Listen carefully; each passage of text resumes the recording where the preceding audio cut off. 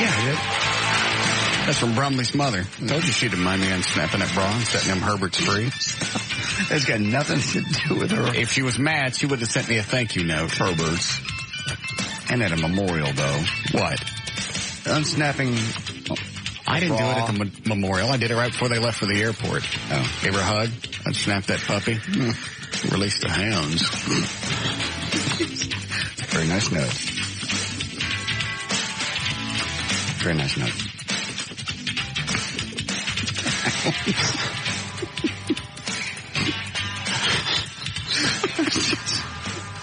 I snapped that bra and released the dogs of war. Is that close? What? Yeah, that's good. All right.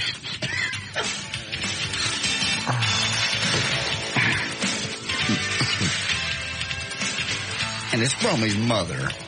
For God's sake. What about it? That's just... You're the only one. You know what? You're the only one that's anal about it. So far, I think the whole family's chock full of nuts.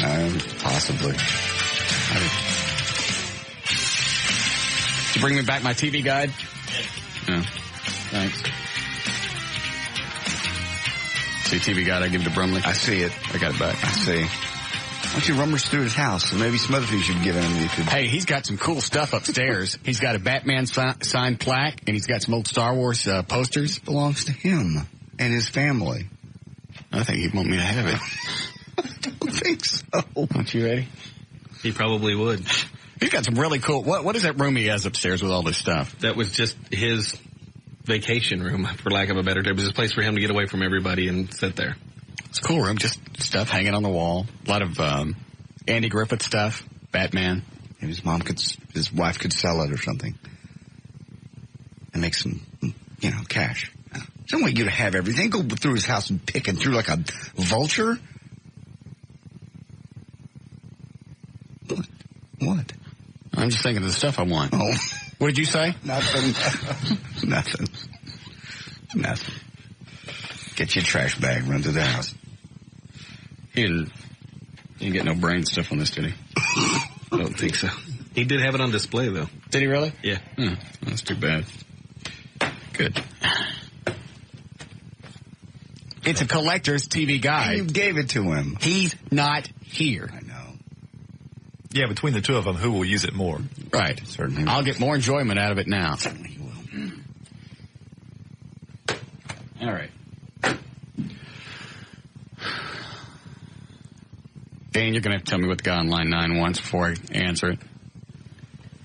JD was giving you a hard time about undoing Brumley's mom. Oh, that's right. Thank you. All right. Hi, Bobby. Hey, guys. JD, I think if you're smart, you'd leave Russ alone about freeing the Herberts. Why? At least nobody else got a little hand action in the parking lot.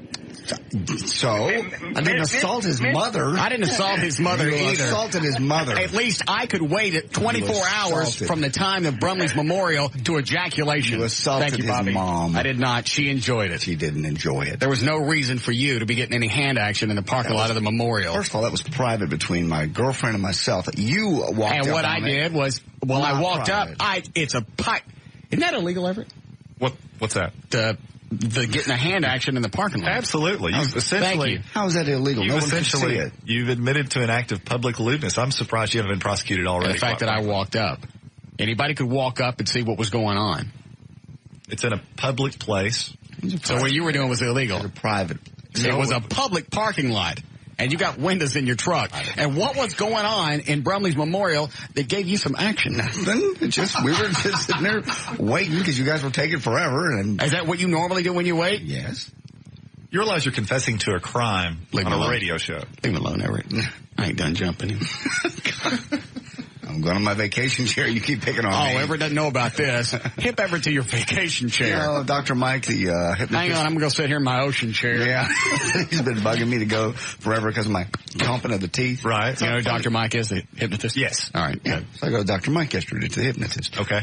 And he says basically all of this is stress and tension built up from my jaw and my neck where I keep all my stress.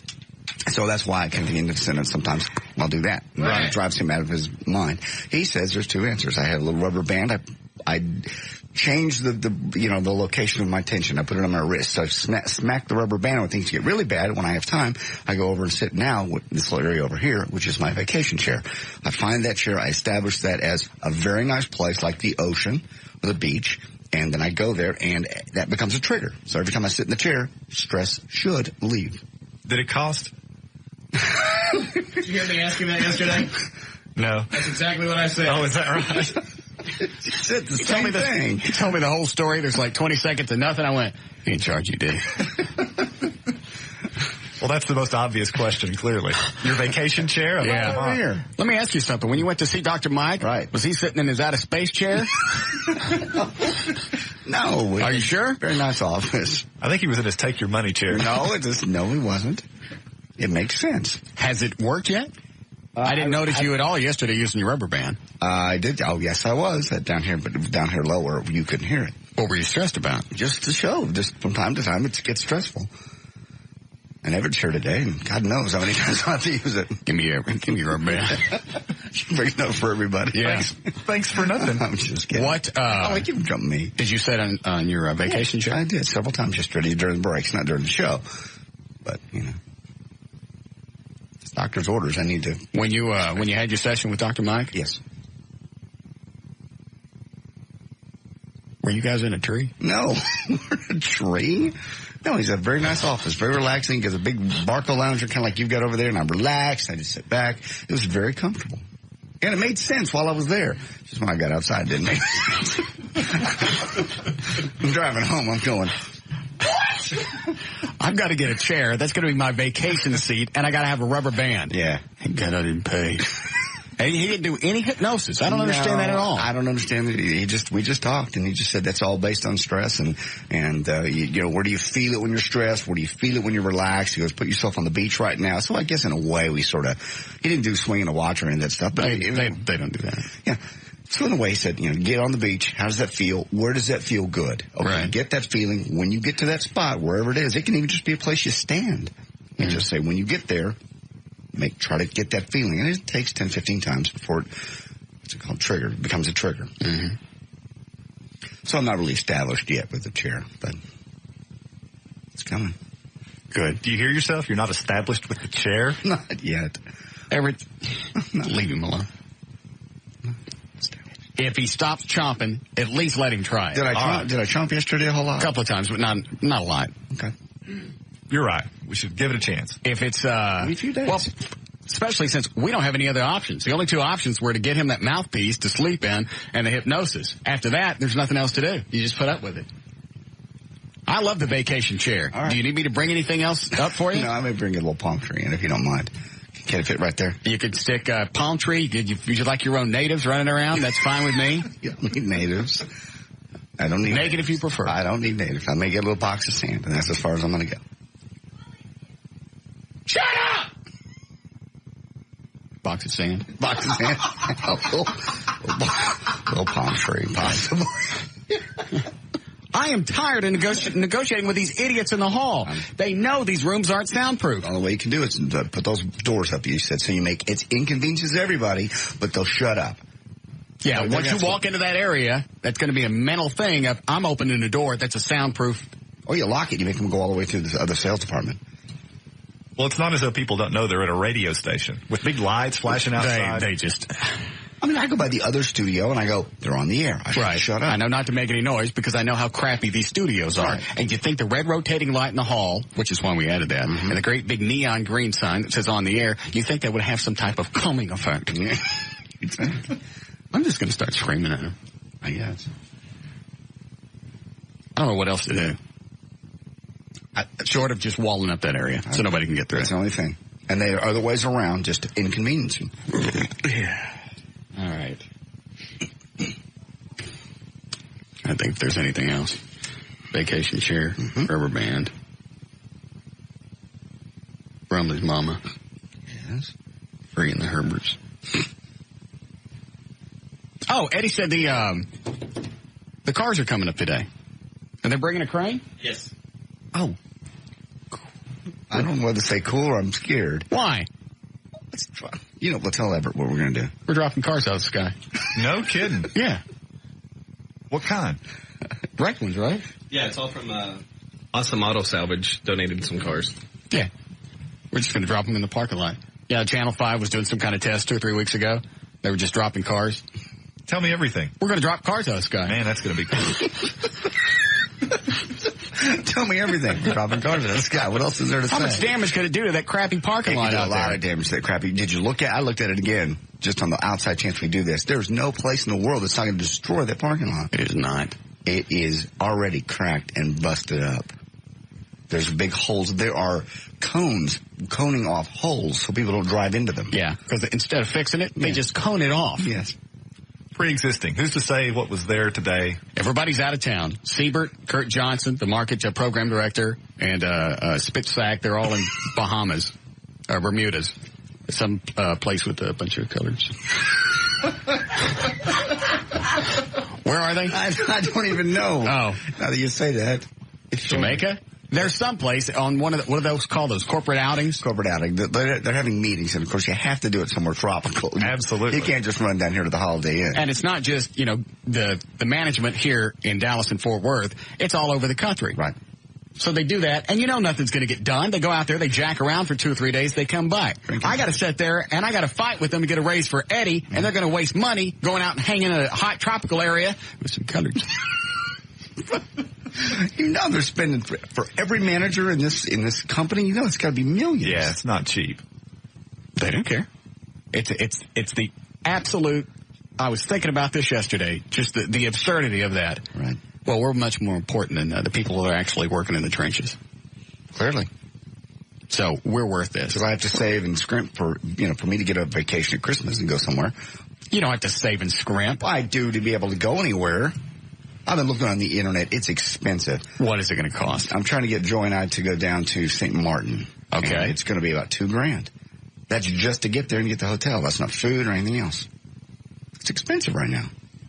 Okay. But you're not having to scrimp. You got that cash. Yeah, but it's still expensive. Well, that wasn't what you said. Well, I do have to save because I don't have that kind of cash just to throw around. You do, I know, but I don't. Could you stop wearing turtlenecks? Quit with the turtleneck. It just distracts me. Why? I don't know. It just looks like a bowl of fruit. Can't really describe it because the turtleneck doesn't fit tight and your head just kind of goes all around. It looks like something Victorian. No. Yeah, he kind of looks like those old pictures of Queen Elizabeth. Yeah, get you a hat. No. They start calling you, Beefeater? Jim. Know what he looks like? That great big collar?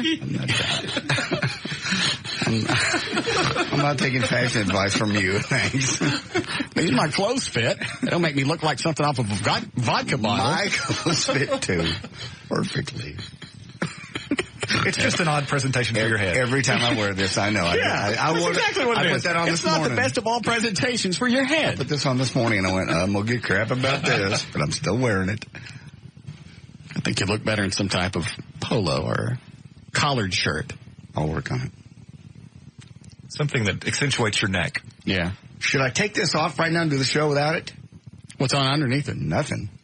Yes, I think I'd enjoy that. No, you wouldn't.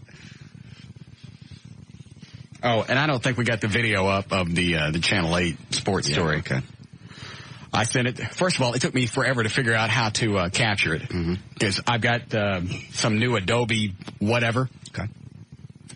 Do you have that, Eddie? Yes. Is that a pain? Yeah, it doesn't seem to want to capture from the regular RCA jacks that you use on your computer. Yeah. You plug a VCR into it. Yeah. So I must have wasted about an hour and a half today just trying to figure out how to get it from VHS tape into the computer. And once I get it into the computer, I can just email it to Chris at BurtBiz. Finally, I figured it out. I got it on there, and it was like 7.5 megs. And for whatever reason, the email kept timing out. Right. So I don't know if you ever got it or not. So why don't we care about sports? This is a sports story that ran Sunday after the Cowboys got beat. Right. And it shows a guy in the locker room. It's a close-up. He's got his face in his hands. He's upset because they lost the game. Right. In the background, slightly out of focus, you see a naked black guy walk past. it's from like from his belly button right about to where his sack ends. And it just kind of flops through the shot. Really? Yeah. Clearly, not even like, I wonder what that is. Yeah. Once you see it, you're like, well, I know what that is. And he's not cut even. Wow. Surprised they left that in. Obviously. That came up during conversation yesterday. Yeah. Because it's not just the camera guy that missed it. It's not the reporter that was on the scene that missed it. It's not the editor that missed it. It's not Dale Hansen. Also, Master Control. 5 different entities at one point or another missed that ding-dong in the background. I'm surprised they haven't called and asked us not to air that. But what are they going to do? Not a dang thing. It aired on broadcast television. Sure. Mess with me, I'll send it to the FCC. Yes. I'm offended. That's clearly pornography. Yes. I watched that about 8 or 9 times today trying to get it to record into the computer, and every single time I just shook my head. How do you miss that? It's not a borderline shot. It's not like slightly out or heavily out of focus in the background. No. It's not just a passing half a frame of something. It's a weenie. And you know you're shooting in a locker room, so there's a chance. Yeah, there's going to be a chance that color guy's wienie's going to get in the shot. So you'd think you'd watch for that. All right, we're going to rotate. Watch for them. Once you see it, you won't believe it. Let me check my website and see if maybe that email went through. I doubt it. Because every time I tried to send it, once I got it captured, every time I tried to send it, the email would time out. Photo gallery. JD's marching band. That video, though. Oh, good. Let me refresh.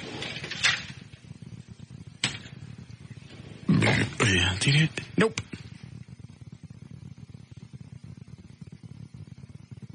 All right. I'll have Chris come pick it up and he can just dump it straight onto the website.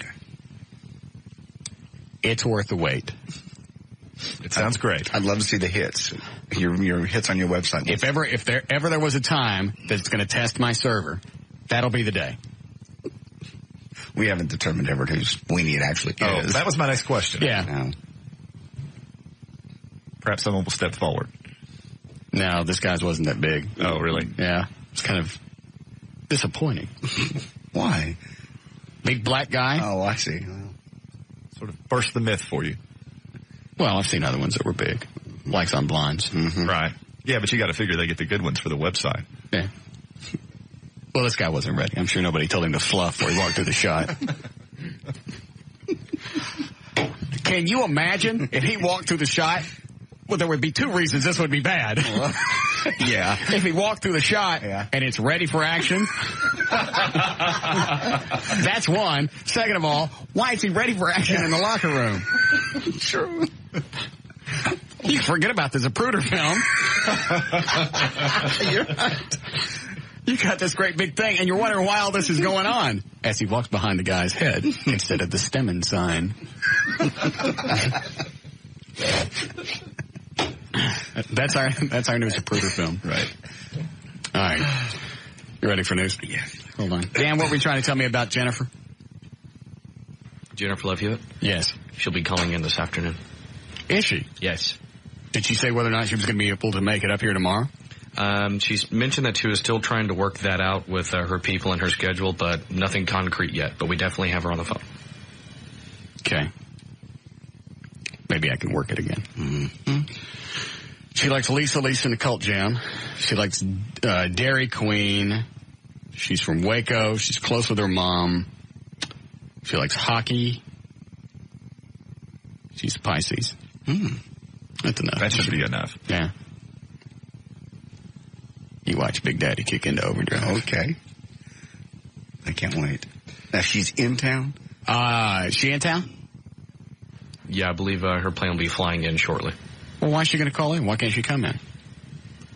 Something on her schedule wouldn't allow her to come in the studio. Well, obviously, she's not that anxious to come see us. I bet she just plugs that. What is she doing? Coffee thing? Yeah, coffee thing at Walmart in Plano tomorrow. What? Her albums ain't selling. Oh. So she has to do coffee things? What's the name of the place? Kix Coffee Cafe inside Walmart. When's she going to do this? Tomorrow from 5 a.m. to noon at the one on Preston and Park. She's going to be there for 7 hours? That is what the guy I've been speaking with said. 5 a.m.? She is not. Are you sure? That is what he told me, and she's serving coffee. She's not going to be there for 7 hours. Hard to believe. And if she is, she's damn sure not going to come here afterwards. Mm-mm. I think you had to get that wrong. I'll call just to double check, but that's what he's told me. I kind of like to go. Okay. In case she doesn't make it. That'd be cool. All right. Cool. All right, here we go. What time is the cars coming? Actually, they're supposed to call Tassos and tell me, but it should be pretty soon. Okay. So how high are we dropping these from? I don't know how big the crane is. I don't either. I want to get them as high as we can. Yeah, let's get them as high as we can. Okay. How many are they bringing? I believe 3. I'm not sure. They had to go through and find cars that were absolutely wrecked that there were no salvageable parts on yet. Okay. We'll just drop 1 3 times. That's not as much fun. Oh, okay. Because it's already wrecked. Okay, well, it's going to be already wrecked when it gets here. But, well, I know. Okay. Well, Channel 5 just dropped the 1. He's never going to get it. Don't explain it to him. Well, Channel 5 just dropped 1. Okay. Big whoop. Okay, I'm sorry. I just wondered. I like variety. I understand. Is the whole parking lot out there asphalt? No, there's parts of it that are concrete, like the drive part and stuff like that. Which part should we stay away from? I would go for the asphalt's going to be easier to replace if you actually had to replace it. Yeah. But you will. Plus, after that, like I said yesterday, who's going to believe it? When Siebert and the rest of them come back, they're going to want to know what the dent in the asphalt is. Somebody's going to tell them. He's not going to believe it. Well, they were dropping cars off of a crane. All right. So you're not going to tell me. They were dropping cars off of a crane. Just tell me it'll be okay. One more chance. I'd say we're pretty much in the clear. Okay. I'd say you are pretty much in the clear. It's your show. We're all in the clear. Yes, Howard? Yeah, Jennifer's going to be on Kid Craddock in the morning. Oh, she is? Yeah. Well, we'll fix that. Mm-hmm. Thank you. I'll take care of that when she calls. Thank you. All right. You ready to go? Yep. All right, 336, J.D. Ryan's on Live 105.3. All right, brought to us by Miller Lite and Expedia.com. This hour of the Russ Martin Show is brought to you in part by Miller Lite. Expedia.com, making it easy to find the trip you're looking for. Expedia.com. Don't just travel, travel right. And talking about cars and collisions, Eddie's going to be at Service King Collision Repair Center tomorrow, Airport Freeway in Irving from 11 to 1 o'clock. Lunch by Applebee's also in Beltline, or also in Irving off Beltline Road. Wednesday, November the 19th, 2003, Jodie Foster turns 41 today. Meg Ryan's 42, Calvin Klein 61, Dan Haggerty is 62, Ted Turner turned 65, and Dick Cavett is 67. Warrants have been issued now for Michael Jackson for multiple counts of child molestation. This will be cut number 1 on the audio, by the way. Officials said Jackson was in Vegas and authorities were negotiating with Jackson's lawyer for his surrender. This is the big announcement. Yesterday morning at around 8:30 a.m., investigators from the Santa Barbara County Sheriff's Department, Santa Barbara District Attorney's Office, served a search warrant at Neverland Ranch in Los Olivos. Simultaneous to the service of the warrant at Neverland Ranch, 2 search warrants were also served in Southern California. Approximately 70 investigators from the Sheriff's Department and the District Attorney's Office were involved in the service of this warrant at Neverland Ranch. The operation was concluded around 11 p.m. last night. The service of the warrants was part of an ongoing investigation alleging criminal misconduct on the part of Michael Jackson. The basis for this investigation regarding Mr. Jackson involves allegations of child molestation, 288A of the California Penal Code. Additionally, an arrest warrant for Mr. Jackson has been issued on multiple counts of child molestation. The bail amount on the warrant has been set at $3 million. He's in the tub. No, he's not. At this point in time, the video. Mr. Jackson's been given an opportunity to surrender himself to the custody of the Santa Barbara Sheriff's Department. I want him on my Deadpool list. I don't care who I have to drop. I want him on my pool list now. Oh, he won't kill himself. I bet he'll kill himself before he'll go to prison. Yeah. Well, prison for him, wouldn't prison for him be pretty cushy, though, if by chance? Well, I'm sure they would try to keep him into some type of protective custody. Oh, absolutely. But, you know, prison's prison. It's not a nice place. And prison's even more worse when you went from being rich to being locked up. Yeah. Oh, sure. I mean, he's led a life of privilege from day one. Yeah. What are you smiling at? Laughing at something Eddie said earlier. What did Eddie say? I said, I wonder what he's doing right now. I wonder what Michael Jackson's doing. And he says, probably sitting somewhere crying like a woman. I wiped my whole nose off. Just a visual. Sorry. Where's the Deadpool? Is he updated? Yes. Which one's updated? Both of them.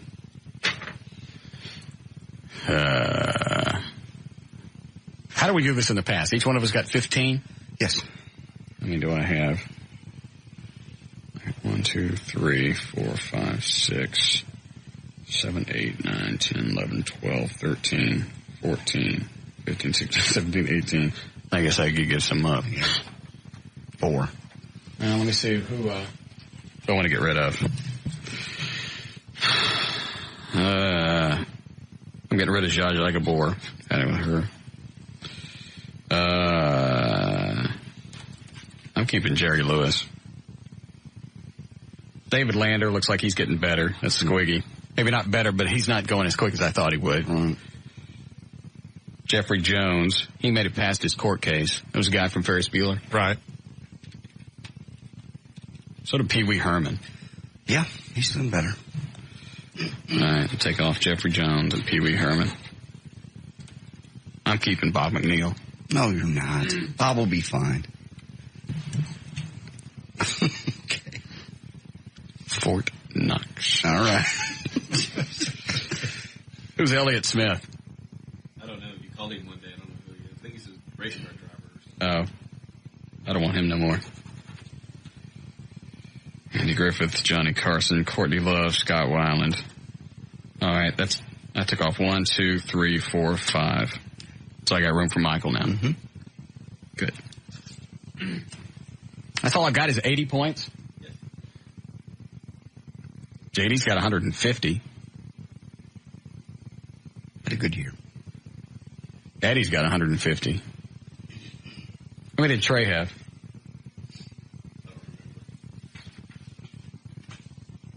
Doesn't matter. We'll go through and pick through his people. All right. We didn't finish with the soundbite. Within a specified period of time. We are currently working with Mr. Jackson's legal representation on this matter. Mr. Jackson has also been directed to surrender his passport when he's taken into custody. While we appreciate the level of interest generated by this case. Well, that's obvious. For that reason, at that point, they consider him a flight risk. Well, sure. But my thought is, how's Michael Jackson going to sneak by security anywhere? I mean, or hide anywhere in the world. Right. Well, he could get a private jet. Doesn't have to go by security. Yeah, I guess that's true. Well, the other thing is it conveys a message. Sure. Without actually saying it. We want your passport. Yeah. The Santa Barbara Sheriff's Department is committed to maintaining the integrity of this investigation with respect to both legal and ethical considerations. We will not be commenting on issues specific to the investigation beyond what has already been released. That's it. So they didn't say boy, girl? No. So nothing about the kid at all. What this, in the specific instance, whether the child receiving therapy, they went on and on. All the reporters asking ridiculous questions, and they just kept saying, "We can't comment on that. Can't comment on that." Finally, one of the guys goes, "Will you be serving us lunch after this?" And it was so ridiculous that one of them said, "Let me ask you something you can't answer." And what did he say? And he said, "No, okay, thank you." And you could tell he was pissed off. I heard the reason they did it this way this time was they had the heads up back in '93 that the authorities were coming, and they think they hit a bunch of videotapes. Oh, is that right? That's what they were looking for. So I'm not sure what they went and got this time. Oh, hang on a second. Yeah, Matt? Hey, Elliott Smith was a musician, and he killed himself like a month ago. Supposedly he had like a Kurt Cobain type drug problem, and he stabbed himself in the heart. Oh, hang on. He was like in his 30s. I want him back. He's dead. You can't put him back. I had him. I didn't know he was dead. You released him. I didn't release him. You did. I want him back. You can't. Okay. Is that one of those ones where I called him after he was dead? I think so. If it was the one that stabbed himself in the heart. Oh. All right, he can go. Okay. I get somebody else. Okay. Who do you get now? Oh, Michael Jackson? Yeah. He's 45. Yeah. I can't wait to see what he looks like as a really old guy. I'm damn curious how that plastic surgery is going to hold up or not hold up. And I'll bet at one point his nose, I'm not being smart-ass here, I bet his nose comes off because of the elasticity of the skin and its ability to just hold stuff up. I bet it's going to come off. I bet he just disappears. He'll get enough money. Like Howard Hughes? Yeah. Yeah, kind of. Johnny Carson you don't see much of. I mean, people like that just kind of can go away. I bet he does that. Well, he's still going to have to answer to this charge. Well, I mean, after this, yeah. But I'll bet about mid-50s he's never seen again. And that's going to suck because obviously if you're that, been out of shape over your looks or where you have that many different versions of your face, many different things that you have done, that's going to be horrible for him when his nose finally falls off. It's well. I know. He's going to have two little snouts. He could probably have it rebuilt. He can't have it fixed now. What makes you think he can fix it as it gets older? I think he likes it the way it is now. With his kind of money, they could rebuild. I mean, they rebuild. I don't think they can. I think they've had surgeons say, we're afraid to touch it. Oh. You hear that? Yes. Well, they rebuild people that have been in fires. I just figured they could fix him. I think after a while, the human body, you can only do so much to it with reconstructive surgery. Well, yeah, and if anybody could be fixed, it would be Michael Jackson. He's got all the money in the world. He's just... I was looking at a current picture of him online today. It's just scary. It is. The mascara doesn't help. No. And the bleached out skin and everything. All right, go ahead. The final line of this was a warrant for the violation was Section 288 of the California Penal Code, which prohibits lewd and lascivious acts with children under 18. As many as 70 law enforcement guys jumped on his ranch yesterday. The $12.3 million Neverland Ranch has mansion, its own zoo, and amusement park, and has often been the site for children's parties.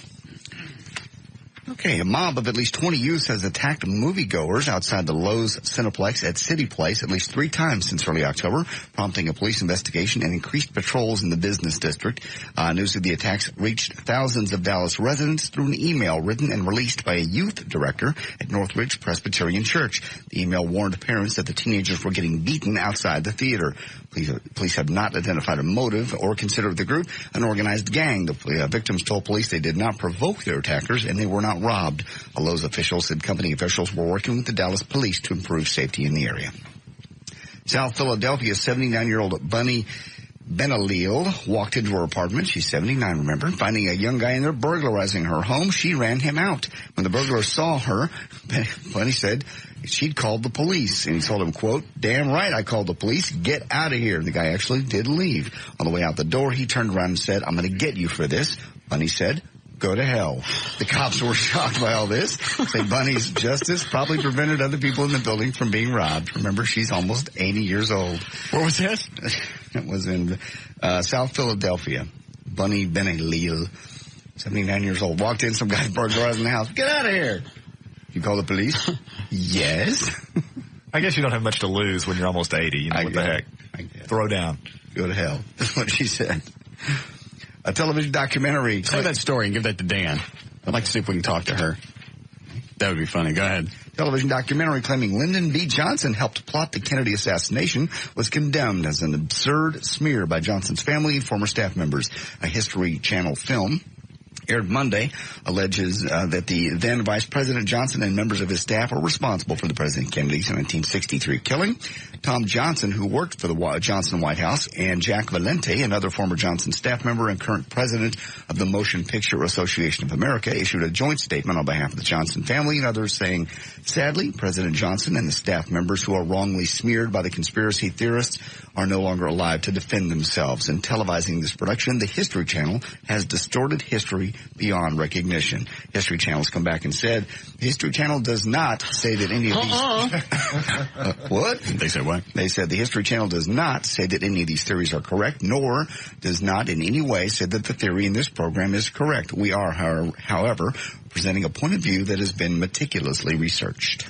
Eddie, what was the Johnson theory? Was the fact, other than the fact he would become president and he was afraid he's going to get kicked off the Democratic ticket in 64? Yeah, there was a ton of them as far as Johnson went. Because Kennedy was killed in Texas and Johnson was from Texas. Right. But one of the main things was he left Speaker of the House to become Vice President, which was absurd. I mean, the Speaker of the House actually carries as much weight as the President in most matters. I mean, he Well, yeah, and the vice president's primarily a figurehead, waiting for the president to die. Right. And so he left that, and then it was just the fact that he was supposedly hated Kennedy, which, I mean, I believe at one point somebody said he really said that. He couldn't stand Kennedy. He didn't like his policies. He didn't like his politics or anything else. And he thought, well, that's a bold statement to jump from I don't like somebody and I don't like their policies to have his head blown off. Well, I know, but I mean, he was one of those connected guys. He had people, J. Edgar Hoover and people like that just, once he came into power after Kennedy died, Hoover ran amok. I mean, he was able to do a bunch of stuff that he would never have been able to do under Kennedy. The CIA did the same thing. So well, I wonder if he wanted to be president that badly, why he didn't run for a second term. I think after he got it and after they got into Vietnam, he realized what a headache it was. It was something that he wasn't able to cope with. Hmm. All right, that makes no sense. Oh, we had Mr. Peppermint on yesterday. No kidding. He was in the Dealey Plaza when Kennedy was shot. Was he? Yeah, I did not know that. He was a reporter. I think he was doing a reporter and he was doing other stuff for Channel 8 at the time.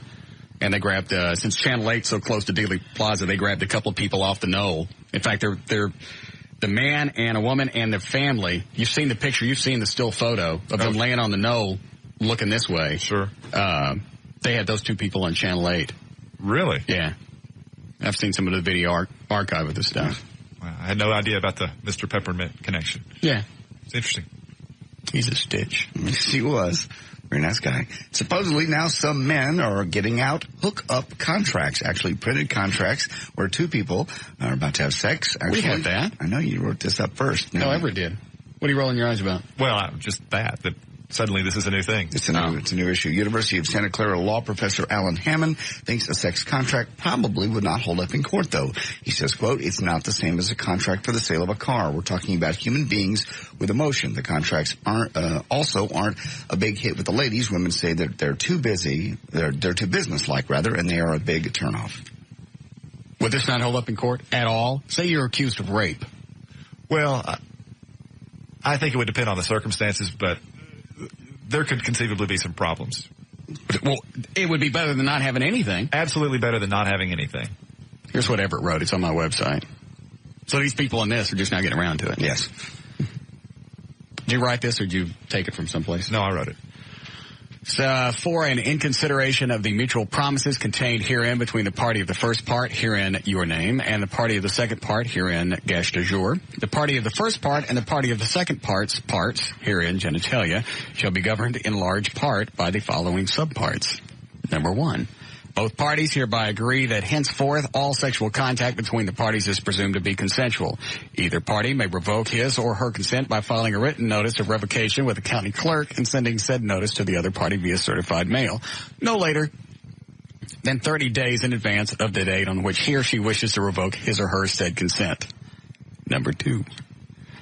Sexual contact is defined as any touching of the anus, breast, or any other part of the genitals of another person with the intent to arouse or gratify the sexual desire of any person, whether or not by means of any form of sexually oriented paraphernalia, including but not limited to handcuffs, dildos, livestock, metal detectors, chia pets, or Lincoln Logs. Signed this date of plot 2003. Is that all it? Yeah. Well, they go on to say here anybody that would date rape someone would probably be able to coerce them to signing a piece of paper. And that's the angle the lawyers would take in court. I would still rather have this than nothing. Well, yeah. Well, and, even if that's true, and you wanted to actually sign a contract like this, you could always have it notarized by an independent party at a bank or a law office or wherever. Does that help? Well, I mean, it does away with the argument that you've had someone in the heat of the moment sign this contract under duress because you have someone who's sworn that you've gone in and signed it in front of them in an office setting.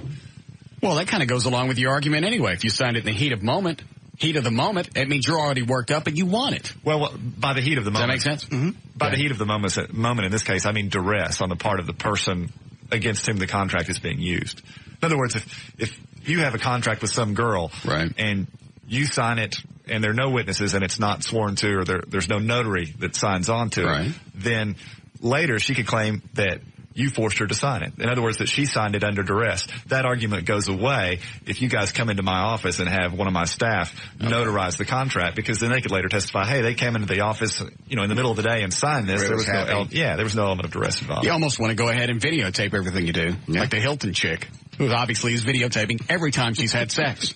At least you got, some type of, that's probably one thing keeping that guy out of trouble that was banging her, because she could come back and go, well, that wasn't really consensual. I was trashed. I was passed out. Right. Really. So I could see where you're bouncing around, looking at the camera. Yeah. Taking close-ups of you squid nanny. Squid nanny. All right. Hold on. How are we doing, Eddie? How many stories you got left? 2, 3, and some audio. No, you don't. All right, I'll stop. There's news and information. I'm J.D. Ryan, live on 105.3. This is Russ Martin.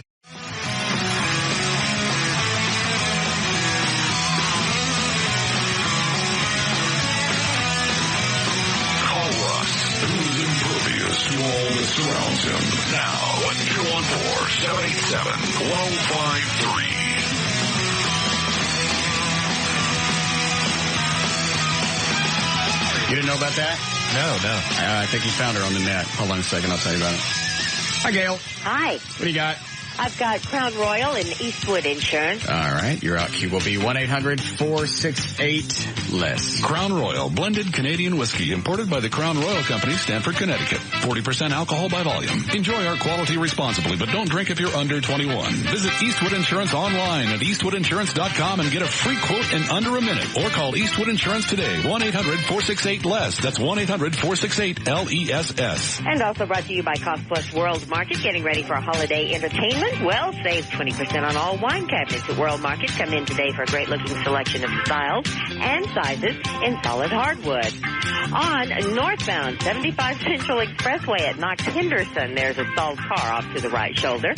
On southbound 35 Simmons at South Loop 288 in Denton, there's a wreck, and this involves an overturned car. And traffic also brought to you by Ford Quality Check. Peace of mind and great value. That's what you get with the Ford Quality Check's certified pre-owned vehicle. To find certified pre-owned dealer nearest you, visit FordCPO.com. I'm Dale Lightman on the Alternative Talk Station, live 105.3. Thank you, Martha, and thank you, Gail. 42 for the overnight low. Sunny, beautiful. Mid-70s again tomorrow. What was that? What was what? I don't know. 3 different names came out. Gail. All right, go ahead. Going to be some mid-70s tomorrow at 74 degrees and sunny. Now live 105.3. Hold on a second. I think Dan's got it. Is that lady in, where was she? Oh, Philadelphia, the old lady? Yeah. Is she on hold? She's ready for whenever you are. How do you pronounce her last name? I believe it's Benalil. I wonder if I can just call her Miss Bunny. All right. Miss Bunny? Hello. How are you? I'm good. How are you? I'm just Danny. How are things in South Philly? Well, we've got your storm. What storm is that? The wind and the rain that you had. Didn't you have a bad storm yesterday? Yeah. A couple days ago, yeah. I didn't know that went all the way up there. Mm-hmm. Yep, we've got it tonight. And you're supposedly have on a tornado watch from what the news, what the TV says. Are you? That was yesterday. Okay. Yeah. So we're a day late. Well, when all the crap came in over the past couple of days, yeah, it was bad for a little bit. Right? Yes. So I hear that you moved after this guy broke into your apartment. No, I moved after my hot water heater exploded. Oh, okay. So it had nothing to do with the guy that broke in. Not the hot water heater, no. No, I understand. I found him in the apartment where all the damage was. Okay. That's where I got him. What time of the day was this when you came home? The day was peculiar. I saw this fella early in the morning out on our deck. We were in a large 63 apartments here. Right. And we have a deck. And he was out there. He knew all about me. He didn't know my name, but he knew where about the water damage, and he knew I was temporarily in 105, and that I was going to move upstairs. Now, how the hell this fella ever found this out is beyond me. I just found a picture of you on the internet on channel 10. It was Channel 10. Yeah, NBC 10 in South Philly. Yeah, you're very attractive. Well, I was. Well, I'm not too bad. Not too bad today, but I was much better than that years ago. I'm sure you're still fine now. You sound very exciting. Anyway, That's when I first spotted him, and he told me that he worked for the management, which I knew was a lie because management doesn't do that much during the week. Why? They'd never have anybody here on a Sunday. He apparently had conversations with two more of the neighbors. Now, he only went to the women. And the one woman he told he was a new neighbor and he lived in upstairs, and he gave her the apartment number and said he worked for Temple. That's one of our hospitals and schools here. Right. Then he went to two very young women. And the one girl said after I told her what had happened, she wasn't aware there was a robbery until like the next day. And she said he knew where she went to school. So this guy has information. Right. And he also had keys. How'd he get keys? We don't know. Okay, because they never caught him, right? He had a big bunch of keys. Then what happened to me, I walked my dogs for a little run in the court, and I see the light on in the old damaged apartment, and here's this guy's feet. I don't know that it's a man or whoever it is, and I called in and I said, who's in there? And it's this same fella. And I said, what are you doing in here? I'm minding the apartment. You're minding a practically condemned apartment because I had mold and everything else. I haven't been back there in 2 months. Okay. And I said, I don't think you belong in here. And then I said, I'm going to call the police. So I gathered up the dogs and came down into my apartment and called the cops.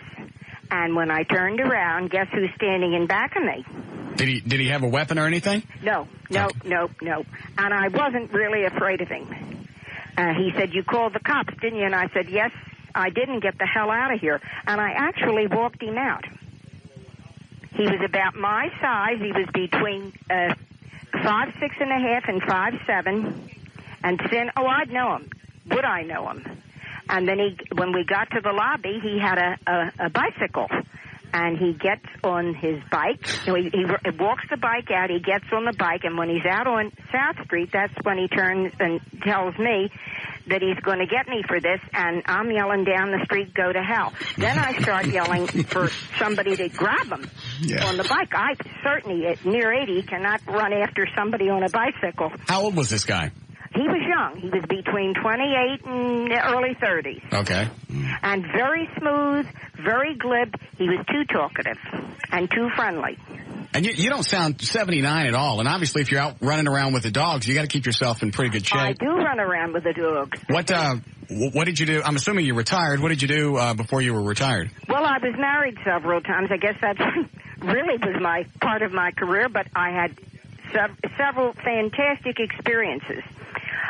When the Vietnam War was on, what did you do? I got a divorce, and I met this gorgeous Catholic chaplain who was a nephew of a friend of mine that said, why don't you come down and meet some of my boys? Now, I have no idea. Bonnie, what did you do? I have no idea that these fellows are blind and amputees. And then I go, and I'm in my early 40s. Eddie, leave the room. Eddie, leave the room. And I see all kids. Well, I was there for 3 years with Father Kelly.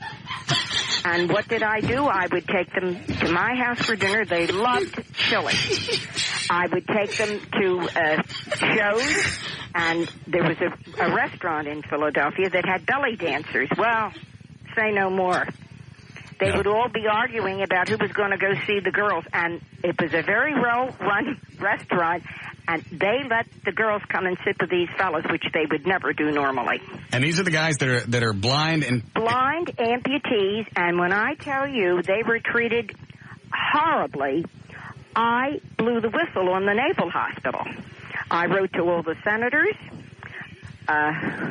Nixon, we can forget altogether. He was in at the time. The senators answered me. The kids didn't. I can't tell you how terribly they were treated. The General Accounting Office was involved. I made quite a stink here. Believe it or not, I got it closed. To give you an example, they had 36 of these injured fellows, one shower in a ward. They were kept at the back of the hospital where nobody could see them. They were poor kids. And the families, I guess, couldn't afford to come and see them. They had very few visitors. So I became like the mommy.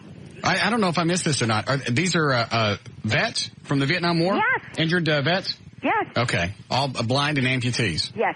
And you were there to help them and entertain? And write letters for them, talk to them, mainly to cut up with them. Okay. And I was very much at ease with them, and they with me. And we had a wonderful relationship. I don't think any of them ever even knew my last name. And I would bring them to my house for dinner. As I say, they like chili. And my mother, oh God, was Irish Catholic, and she could tell fortunes with the cards. Right. And she used to tell these boys their fortunes, and they would, the next week when I'd go to visit them, they'd say, oh, tell Mom, your mother hit it right on the button. No, they liked coming to my house because I always had dogs. And did your mom teach you any of the card reading stuff? Yes, but I don't remember a damn thing. The only thing, my father, when he would come in and see my grandmother and my mother sitting at he said they were like Macbeth's witches, would tell him the cards. Mind you, they're Catholic. Oh, boy. But that was I really grew up with those boys. I forgot the question I originally asked. Boy, did I ever. What? I saw so much. I would be with them when they'd be coming down from intensive care. I remember one fellow's hand it looked like charred meat. And I used to clean his hand for him. I love this lady. Yeah. It was wonderful. It was a wonderful, horrible experience. It was wonderful for me that I could do it. Right. And secondly, that I saw so much. And I think we stink. It's taking care of the elderly. Right. Lousy with the babies and children. And say nothing of what they've done to the servicemen. Right. They're all getting screwed. Do you live on your own? Yes. I'm here with the 2 dogs and a cat. And I love it. Because I can do whatever I want when I want. Did you ever work? Did you ever have a regular job? Well, I did some modeling at one time. Did you really? What year was that? Oh my God, that year. Christ, I was like I think I was in my early 20s. It was before I got married. And I had the only time I got paid, I got $50 for an ad. And I can't remember, it was a lipstick ad. And it says I still have the picture. You don't have to be a movie star to look like one. Well, did I think I was grand? No, I've had a nice life. I really have. And it was just the thing that I want people to know, right. The older people is, there is help out there. There's a lot of places you can go to for help. If you have a rotten landlord, or for instance, that's one example. There's a lot of places you can go for any kind of information. You have to call the mayor's office, and they'll direct you. I'm sure you have it in your city. Yes, we have a mayor. We don't like her though. Good. We can get it handled though. What do you have on a daily basis? I mean, what do you get? What do you have when you get up in the morning? What do you eat? Well, very healthy. Right. Yep. Fruit and juice, and I have to share it, of course, with the dog. Well, yeah. Yogurt, I eat yogurt. I eat very little meat, although I love your barbecue. Right. What, have you always eaten like that? I guess for the last 20 or 30 years I have. I was a depression child, so we didn't have I was never hungry, but we certainly didn't have anything too fancy to eat. What was the first car you were in? First car you remembered riding in? The first car, oh my God. I can see him now. His name was, Jack O'Leary. It was, God knows what kind of a car it was. And a whole bunch of girls and I would go riding with him, and he had a wonderful sense of humor. I remember calling out to people on the street, "Are we still in Philadelphia?" No, I had lots of fun. You were out of control. Lots of girlfriends and lots of boyfriends. Well, when did your last husband, did he die or you divorced him? I divorced him, and then he died maybe 10 years later. Have you outlived all your former husbands? I've outlived all my former husbands, and I'm outliving a lot of my lovers. As a matter of fact, I shouldn't say this on the air. Yes. I will anyway. Yes, good. Here she goes. You had a very prominent doctor that left Philadelphia to come to Dallas that was a boyfriend of mine. He just died last spring. Really? Yes. How long were you lovers with him? Well, not that long. Did you break his heart? I don't think so. No, we always remained friends. I always remained friends with all my boyfriends. And what was the name of the doctor? Jack Ettigan. He was a radiologist at one of your big hospitals, and he had quite a write-up. Because somebody sent me the clipping when he died. Well, we're certainly sorry to hear that. I was sorry to lose him, although I hadn't seen him in years, but he had a great sense of humor, and would he get a kick out of this? With me, with this chasing the robber. Let me ask you this, because we got to run. Did the robber get any money or steal any? Yes, he took $70 and my watch. What kind of watch? It was a $200 or $300 watch. I don't remember what kind it was. Maybe a Bulova. I can't even remember the name of it. It wasn't new, but it was functional. Now I have no watch, and the $70 I was going to take myself to see a show. Chicago. Right. And, well, I don't have any time, and I don't have any money. And that's about it. I've never been to Dallas, but I loved San Antonio. I'd love to get you down here. Oh, it sounds lovely. I think I could show you a lovely evening. I bet you would. Russ. What? Nothing. I'll bet you this woman, if... She'd be a lot of fun. Yeah. Are you still a wild woman, Bunny? I still love to have a good time. I have a boyfriend here in the building, and his two fellows live in this building, and I've got friendly with them in the last couple of months. Oh, you have? And how exactly friendly have you gotten? Well, not that friendly. They're gay, but I adore them. Okay. All right. We got to go, but before we run, can I put you on hold and we can get your mailing address there in Philadelphia? Yes. Okay. Well, nice talking with you. It was very sweet of you to put up with us. Oh.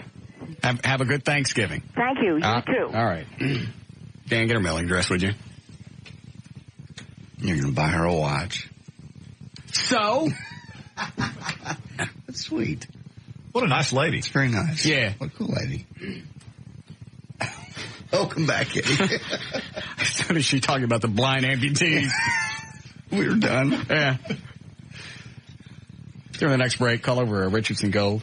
Okay. See if they'll sell me a nice watch. Okay. Do you have to get it sized? They can, the bands are adjustable. Yeah, you can either adjust it or she can have it taken somewhere and size it to fit her. Okay. All right. It's very, very nice. Shut up. What? I don't need your help. She said it was nice. It is. Very magnanimous. I mean, the moment she said that story, I said, Russ is going to buy her a watch. You watch. Whatever. And you'll probably send her the $70. So? Get off me. I knew it. That's sweet. Get her down here, or at least those Herberts. No, you will not. That's one 80-year-old woman. She can't hear me, right? No. That's one 80-year-old woman. I might give it to. Russ Martin, 80. So? She got boyfriends that are jealous. They're gay. Oh. Oh, you missed that in the hall. Oh. There's a picture of her on the web. Yep. She's cute. Mm-hmm. Hold on. Did you get it? Yeah, I got it. All right. What's the matter? She just said she wasn't sure. The doctor that she was seeing when he was in Philadelphia, right, who moved to Dallas, she said that she hoped his wife wasn't listening here in town because she wasn't sure if he was married to her at the time when they were sleeping together. Wow. It's been a long time, I'm sure. It's yeah. But that's good news for you. What? Well, she's easy. Yeah. Well, listen to her. She's sleeping with paraplegics. Yes, she's sleeping with them. You don't know what she was doing. Hey, I want you to come meet these guys. some cash in it for you. Yeah. Man. All right. She was fun. Should do that during this break. Find out about that, and maybe we'll FedEx it out. Okay. So she can have it for the holidays. All right. Do we need a break here? We do. All right. We'll be back.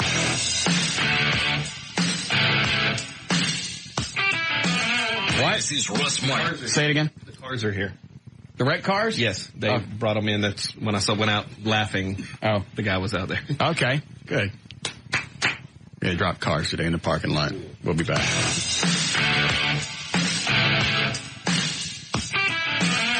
This is Russ Martin. What a whore! Why? Chris at Vert Biz, he's got the Dallas Cowboy video up with the ding dong in the background. Mm-hmm. So you go to my website. You're not going to find a link. You have to type this in. russmartin.com/8. Okay. The number 8. Okay. When you do that, up pops a great big Vert Biz ad. Oh, Oh, that's just good marketing. Look at this. Watch it. All right. It's the whole page. What a whore. All right, so the video's up. RussMartin.com/8. The numeral 8. And you got to have real player loaded before it pops up. All right. Going to do traffic here.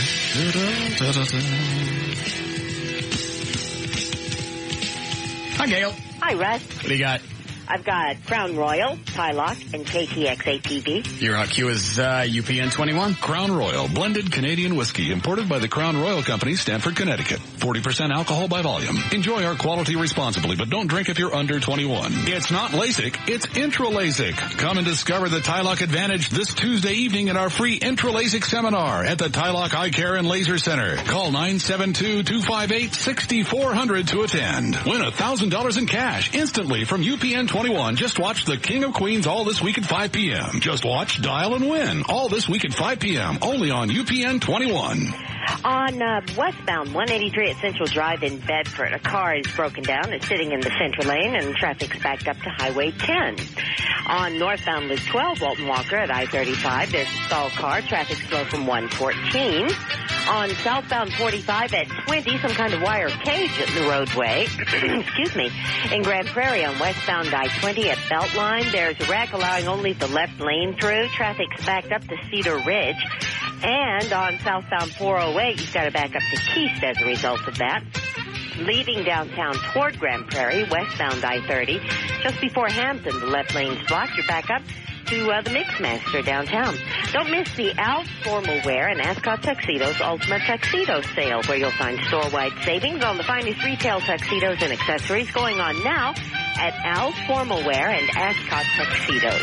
I'm Gail Lightfoot on the Alternative Talk Station, Live 105.3. Thank you, Gail. Beautiful tonight. 45 for the overnight low and sunny in mid-70s. Tomorrow, it's 71 degrees currently at Live 105.3.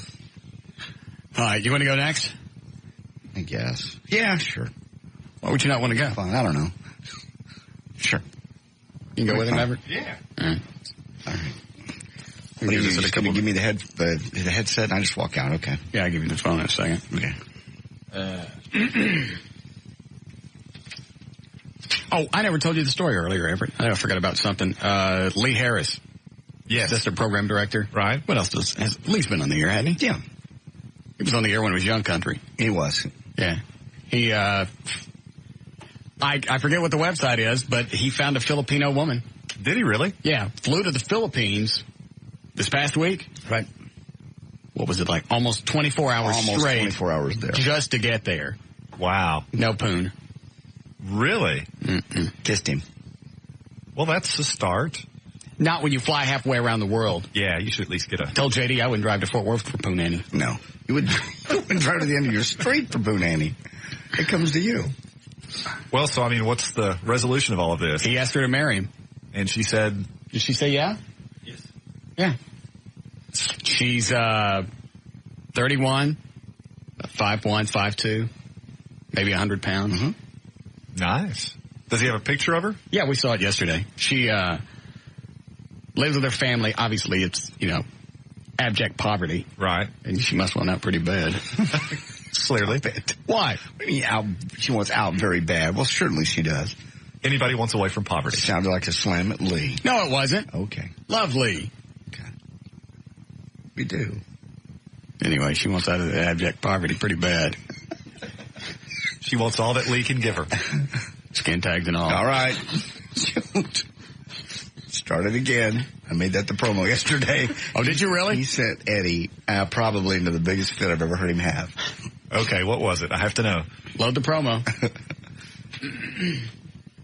You know how Eddie is with anything, like nipples, hair. Midgets. Skin tags. Yeah. It sets him off. Sure. The Russ Martin Show on Live 105.3. How did you meet this chick to start with? FilipinoHeart.net or something like that. All right. Did you guys actually ever talk on the phone? Yeah, every day. She speaks English? Yes. Okay. What kind of pictures did you send her? Stuff that I took around here. All right, I know. Yeah. Did you send any nude photos? No, I didn't. She sent any back to you? Oh, gosh, no. I'm just asking. No. I don't know how this works. This woman never kissed a man until Tuesday night when she kissed me. Eddie's just about to lose it, and he's making me mad. What's wrong? What's wrong with you, Eddie?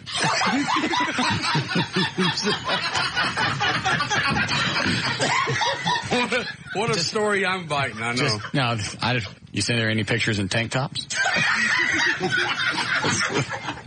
Not until we get the skin tags removed.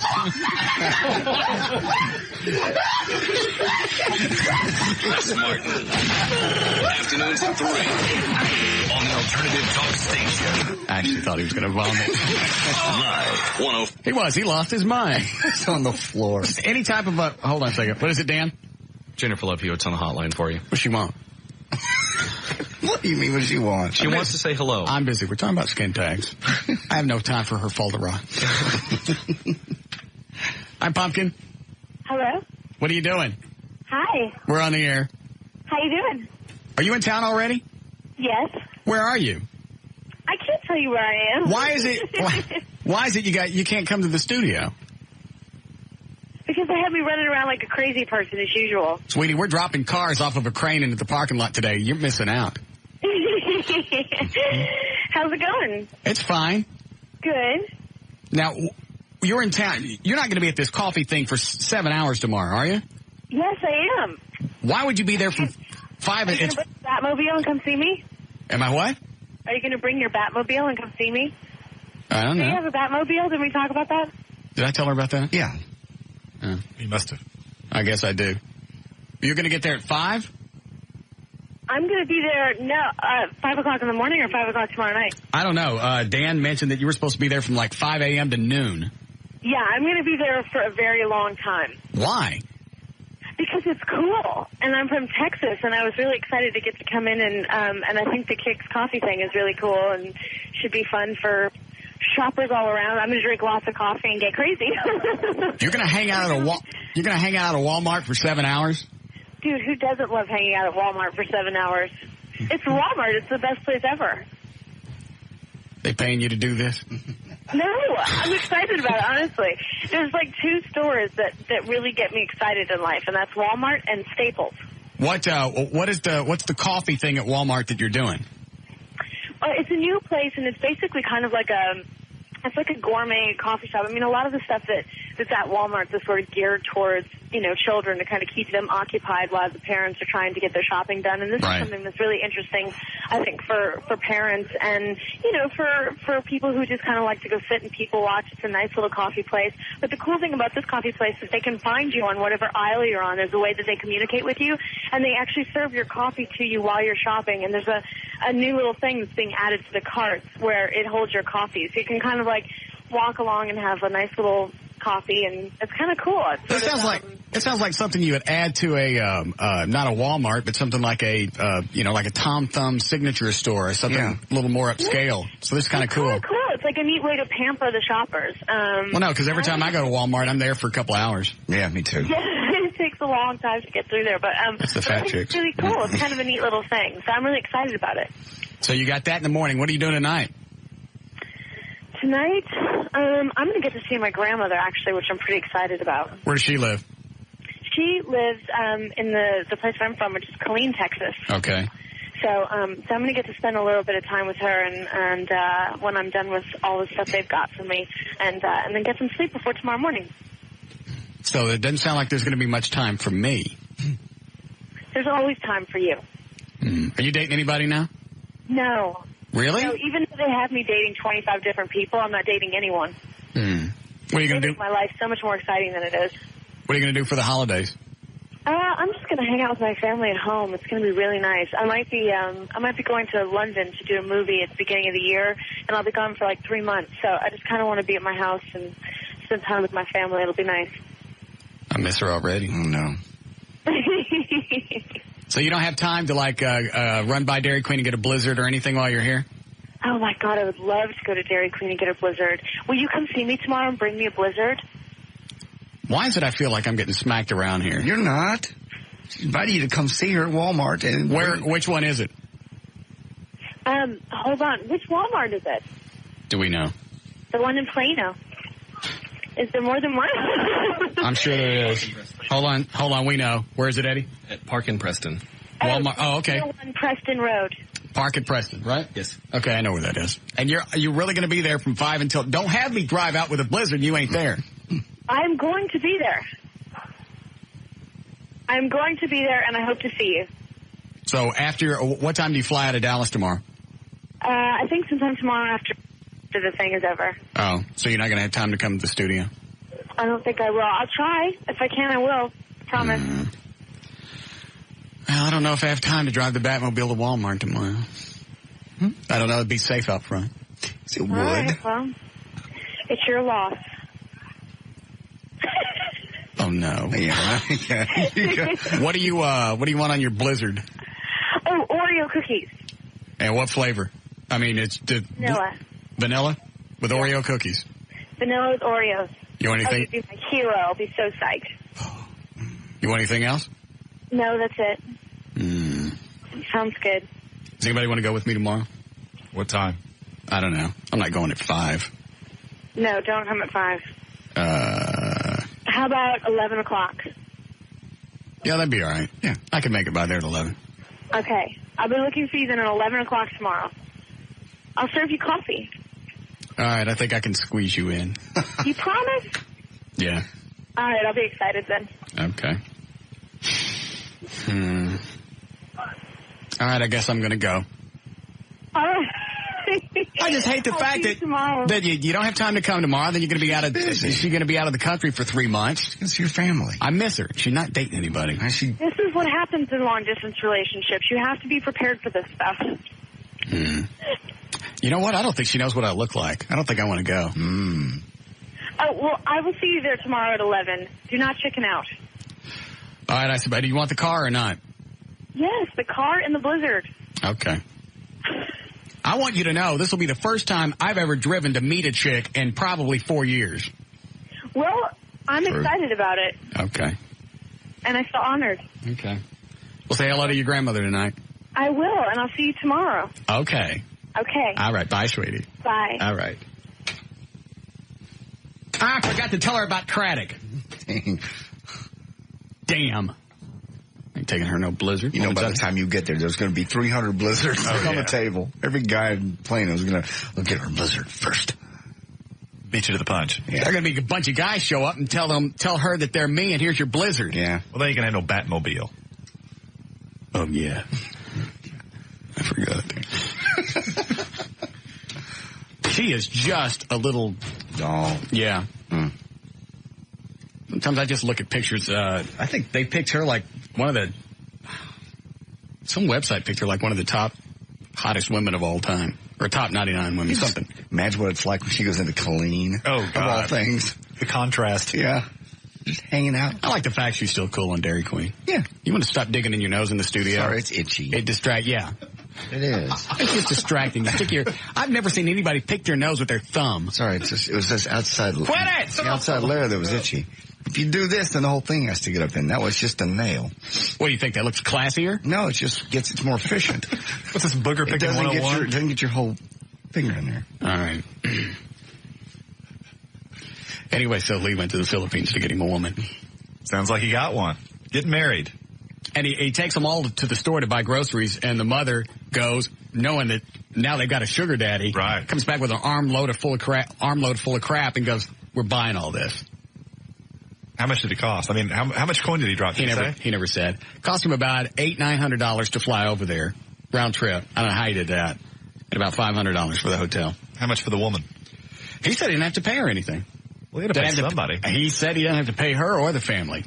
She's just, the way it sounds, it's just like it was a dating service. She just happens to be Filipina. Filipina?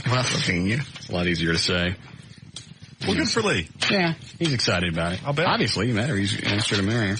I wrote some love songs for him that he can sing to her. Oh, no. What? No. Don't do a love song, please. At least she's not here to hear it. Oh, we still got to drop a car. Yeah. All right, we'll do that in a second. Ready? Sure.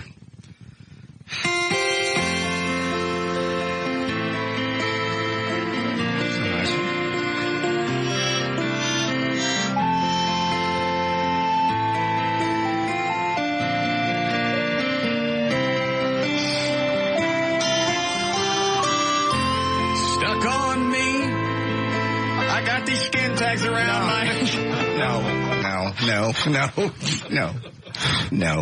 No. Seriously, just for a moment. What? You realize that may be hurting his feelings. What?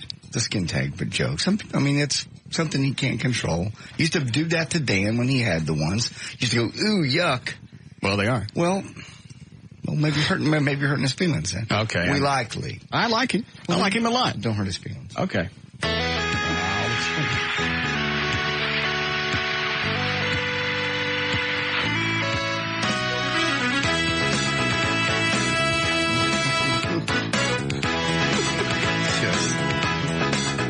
Growing on me like a fleshy toad. Nasty growth, God's meaty barcode. Quit. Stop it. Would you quit? I'm serious. God's meaty barcode. Every time you interrupt me, I gotta start over. Is there a reason to do this to him? I understand when you're jamming on Trey or somebody, but Lee's right down the hall listening. I know. You don't get your humor sometimes. Lee does. Lee gets it all. Now I gotta start again. I'm sorry.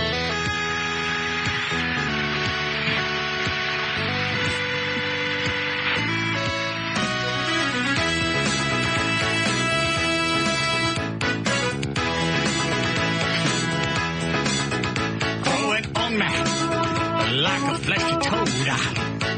Nasty growth, God's meaty barcode. They are little people with wrinkled faces, lots of hair, living in moist places. I got skin tags. Come on, let me have that. Please. Just let me have that. Oh. Hey, let's drop cars. Let's drop cars. You ain't gonna like this last one.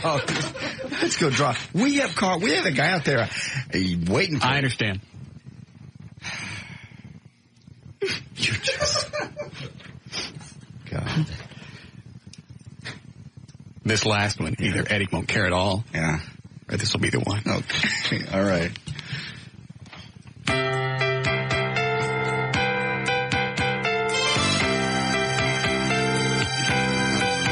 I've been growing these things so long, making bumps in my thumb.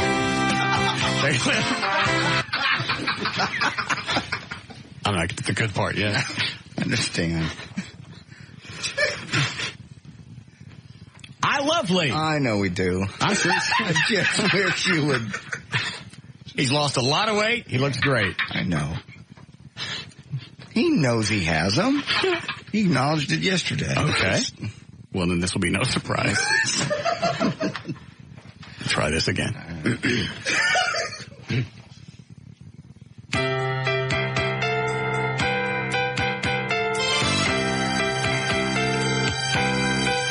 I've been throwing these things so long, making bumps in my thumb.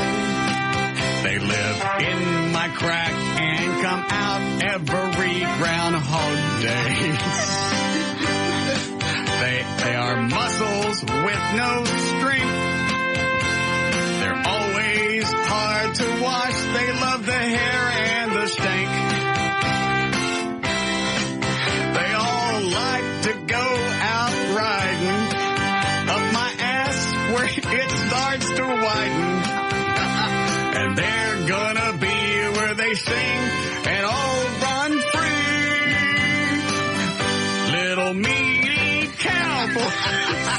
Stop it. Quit this. Riding out on their horses in a meat-spangled rodeo. Little meaty cowboys. Getting cards and letters from moles they don't even know. And sis calling on the phone. Give me.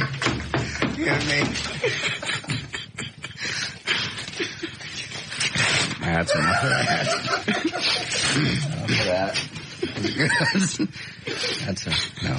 That's fine. Very nice. nicely written. Thank you.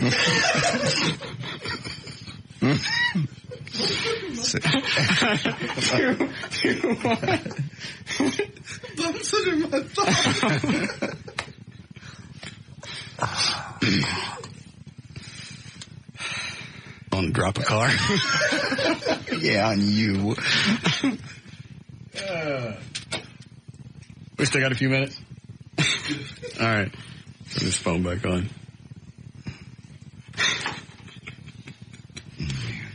All right. When the hotline rings, it's JD. Here, put this on. All right.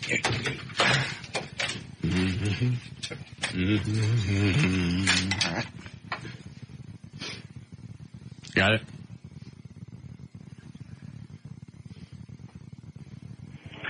All right. Can you hear me on the hotline? Yeah, I got you. Hello? Okay. Yep, I got you. All right. Let me go out there. Oh, man. This is kind of exciting. But, oh, man. All right. And out the door. Damn, it is big. You're right. I told you. I saw earlier when it wasn't put all the way up. Jesus, it extends all the... Okay. Oh, Lord. Can you still hear me? Yeah, can you hear me all right? Yeah. All right. Which car are they yanking up now? They got the Volkswagen up. Okay. It's like, looks like a 63 Bug. God, nice. And that thing huge? Oh, my Lord, it is. Did they move the Matador yet? I'm like you. I can't hear. Do what? Did they move the Matador yet? Yeah, they moved it across. Yeah. All right. Oh, Jesus. You see the parking lot? Yeah, they're gonna wonder what the hell happened there. I don't care. I don't know. Okay, what's he looking at me for? Is he waiting for a cue from me? Yeah, you just tell him when you want him to drop it. Oh, he hadn't got it up yet. All okay. Right, so I should tell him to take it up? Yeah. I didn't know they were waiting on me. All right, I'll go up. Thank you. I didn't know they were waiting. I thought they were just going to do it. Okay. And it's starting. He's lifting it slowly because it's that Volkswagen, and it's kind of oddly shaped. It's like a half football. Yeah. Kind of off center a little bit. It's already got the glass out of it, so that'll be good. Is anybody out there? Yeah, I got Tassos and... How many listeners stopping? No. Let me look down over here. Well, yeah, a couple people stopped over at WB. Oh, one guy stopped on the freeway, yeah. Okay, it looks like it's getting toward the... I think that's about as high as he's going to take it. Hey! Swinging! Stop, this way! Stop! Are you looking for... Okay. What? It just started to swing, like toward the building. All right, that'll work. All right, it's stopping. I don't remember them being... Which building? I think he's ready to go. It looks like he's going to drop it. Here it comes. Oh, Jesus. It hit on the roof and did a like a doodle bug thing. It hit the... Oh, man, that's going to hit the wall over here. Well, like how bad? Well, it just knocked a couple of bricks out. It knocked a brick... Well, like it went toward the neighbor's wall. God almighty. Yeah. It hits, it just hit on the roof. I'm coming in. It hit on the roof. And we're actually on the, hit on the front of the hood and then kind of did a little doodle bug thing and rolled up. Well, like which? I'm coming in. All right. Anyway. How bad? It's a couple of bricks, not bad, too bad. But I just scared. Well, I couldn't have knocked them out. Well, one of them broke about halfway out and just dropped on the pavement. Our building or next door? Next door. It did on advice of counsel. You may wish to stop talking now. It's not going to be the question. It happened. Well, not if you continue to confess. Well, there's people out there watching. I'm not the only one. There's no need to talk about it on the air. I'm getting out of here. You're not leaving me with this. Well, you're the clearly. Is it bad? No, or it's fixed. It's easily fixable. All right. Well, I didn't expect it to do that. Isn't it cool, though? Yeah, it was. It was. Did the bounced like a football. You know how they do? It actually bounced? Well, it just did that roll thing. Like, you know how football's hitting because of the way they're shaped. Did they drop it in the same gash that was out there? Yeah, it's got. I didn't even look to see what the damage was. Good. The gash is already nasty.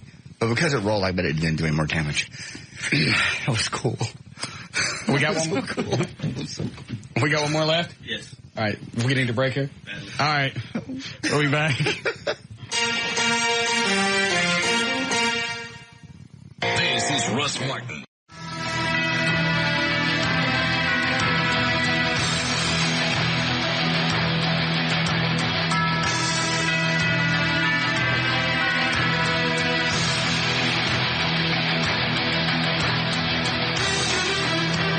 Let me grab this. We'll do news, and then we'll go out and drop the last card. Okay. What? He's fixing to have to leave. He said if we need to do it, we need to do it as quick as we can. Oh. All right. I'll take this and my cell phone back online. Yes, David? Yes, sir. I just had a little Kid Craddock story to share with you from this morning. Love to hear it. Okay. He has a bunch of the ninth graders from Allen High School come out there to visit him at the studio today and get autographs and do all that, whatever it is he does. You know, it sounds like Michael Jackson to me, but what the heck.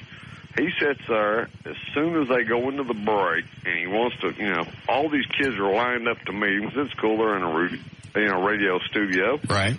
He signs one autograph, turns around and walks off and sticks him with all the sidekicks and does not come back until they leave. Really? What a heck of a guy, huh? And I tried like heck to get my daughter to ask him, and she chickened out with the sidekicks. I asked him why he was stealing your material. He probably would have hit her. Oh, she'd probably whipped his butt. She's a black belt, so it doesn't matter. How big's the studio? I'd have to ask my daughter. She's off running right now. Oh, okay. So he stiffed all the kids? Yeah, he stiffed them. He signed one kid, and that's only because the kid caught him at the door on his way out. I mean, I'll do that. I'll do that to adults, but I won't do it to kids. How tiny is it? My daughter just walked in. It's no bigger than our living room. Okay, it's a tiny studio, she says. Good. Yes, it is. All right. How old's your daughter? She's 15, almost not old enough. Okay. Just curious. Okay, not a problem, Russ. Thank you. Okay, bye. Oh. All right. Sorry. You guys might want to spray. Oh, man. I got my special spray. You better hurry. Yes. Oh. God, it's a bad one. Yeah. What are you eating? Don't wave it around. I don't know what I ate last night. Oh, I had eggs last night. I got home late. Yeah. I just had eggs and chicken breast. Colin beat the hell out of him.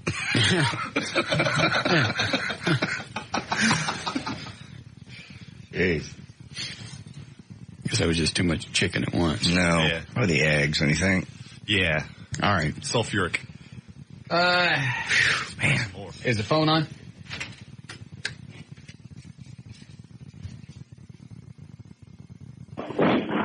All right, you got it? I got you. Loud and clear.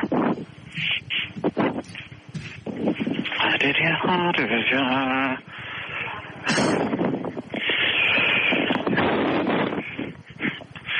Kelly, from Skin Tax. Are you there? I'm here. Stop it. Don't. Dude, that's Eddie. All right. Are you guys there? Yes. You hear me all right? Right. All right. This is the Toyota, right? The Toyota's the only one we got left. Yeah, he only brought 3. Yeah. All right. Man, this parking lot is decked. I know.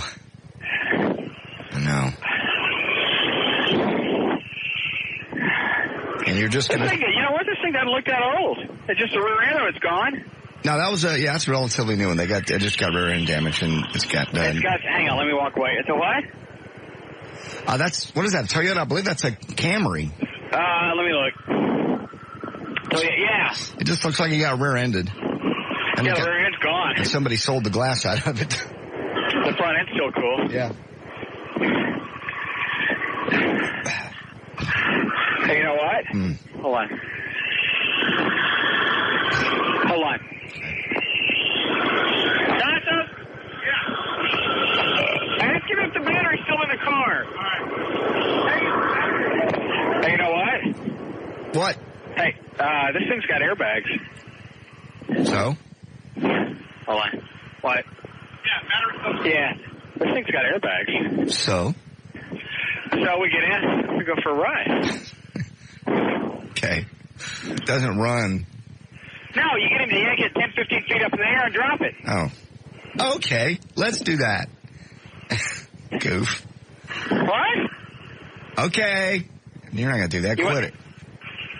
You want to go? No. Quit being silly. Cool. 15 feet in the air, Russ, is like a 15-mile-an-hour crash into a wall. 10 or 15 feet? Yeah, that's like 15 miles an hour into a wall. It is not. It most certainly is. It's about. That's why they did it on Channel 5 at 60 feet, so it'd be 60 miles an hour.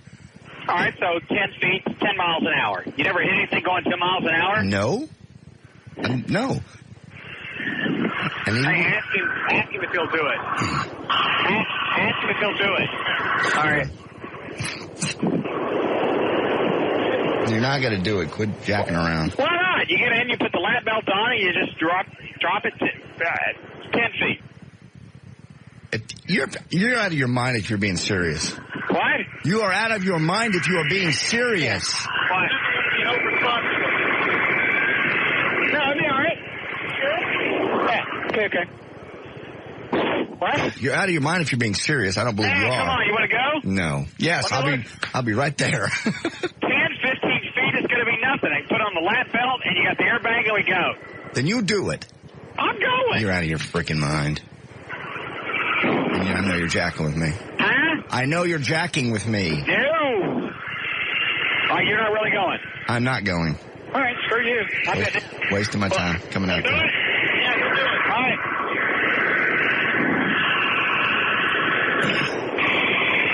Has anybody video camera? Got a camera out there? What? Has anybody got a camera, video?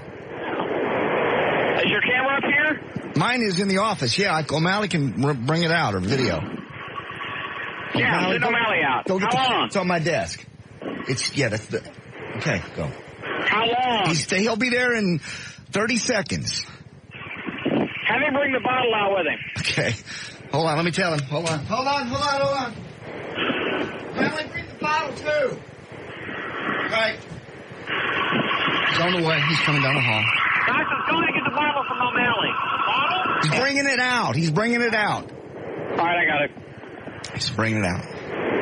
You're not going to do this. Quit it. Do what? You are not going to do this. Oh, yeah. 15 feet, 15 miles an hour. What the hell? And what if the bag doesn't employ, if you're being serious? I hate to be... Well, I don't know if the bag doesn't employ. If it does deploy, that's what I meant. Should be okay. That's what I meant. You know what I meant. Sure. It's not like nipples. Hang on a second. Thank you. Hold on.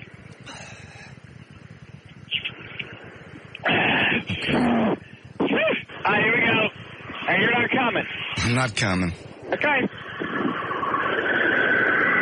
You're really not going to do this. What? You are really not going to do this. Oh, yes. This is... Hang on. All right. Hold on. God dang it. What's the matter? What's up? I have a seatbelt. Oh, that's good. Faulty seat. I got it. All right, I'm in. Hold on. Let's go! And you there? You got O'Malley shooting this on video, right? Yes. Okay. Yes. If you're going to do it, you might as well have it on tape. Put it on the web. Gotta go out there. All right. Here we go. Stay here. All right. Stand by. All right, here we go. Hang on.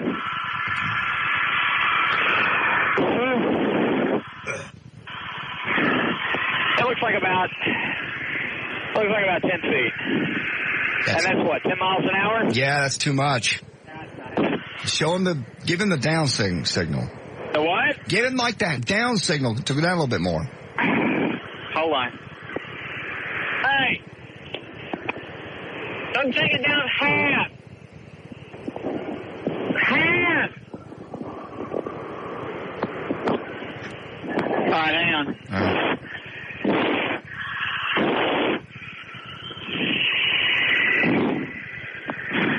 All right, we're good. Okay. You ready? Yeah. Really.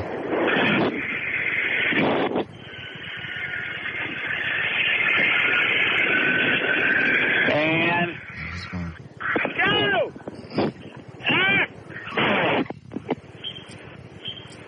Did it go? Hello? Did it go?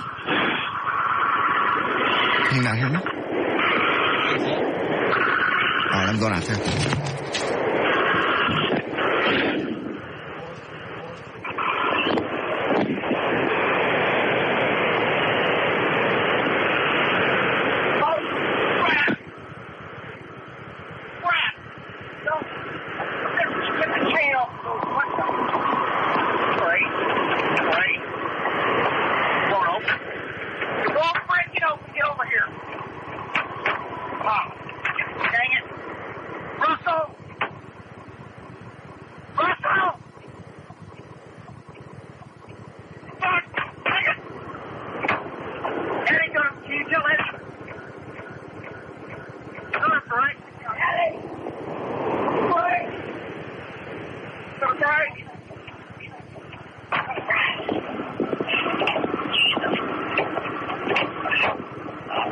Little break. Okay.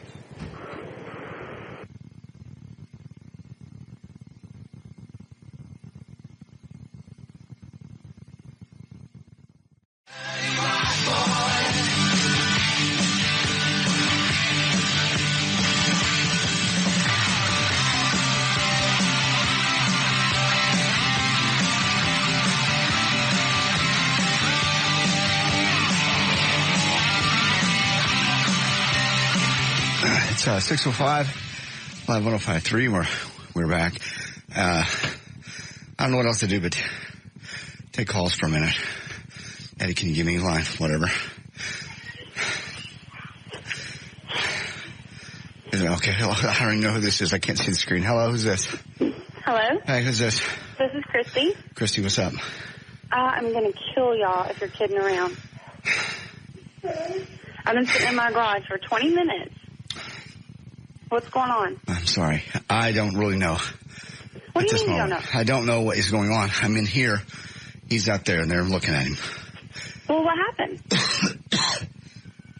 I don't know. All I know is the door wouldn't open. The car landed flat, apparently, and he is breathing, and he wasn't talking. But you're being for real. I'm having a wonderful day. Can we get another call? I don't know how much you want to do this. I don't want to go into best of because I don't know what the hell he would want. I don't know. Hit another one. Who's this? Hello? Hi, this is Glenn. Hey, Glenn. Hey, I was just in my car, and I heard it. Yeah. I'm a little concerned about him. I'm a huge fan of his. Go away. I'm about to start crying here.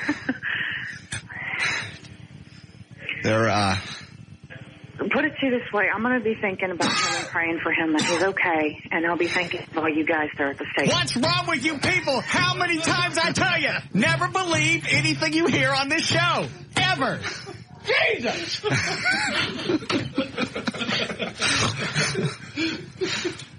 Time after time, I warn you, I tell you, and then I decide to test you, and you still buy it. Quit it! Where's our money? Told you they buy it. Not everybody bought it. Eddie. Russ. Yeah.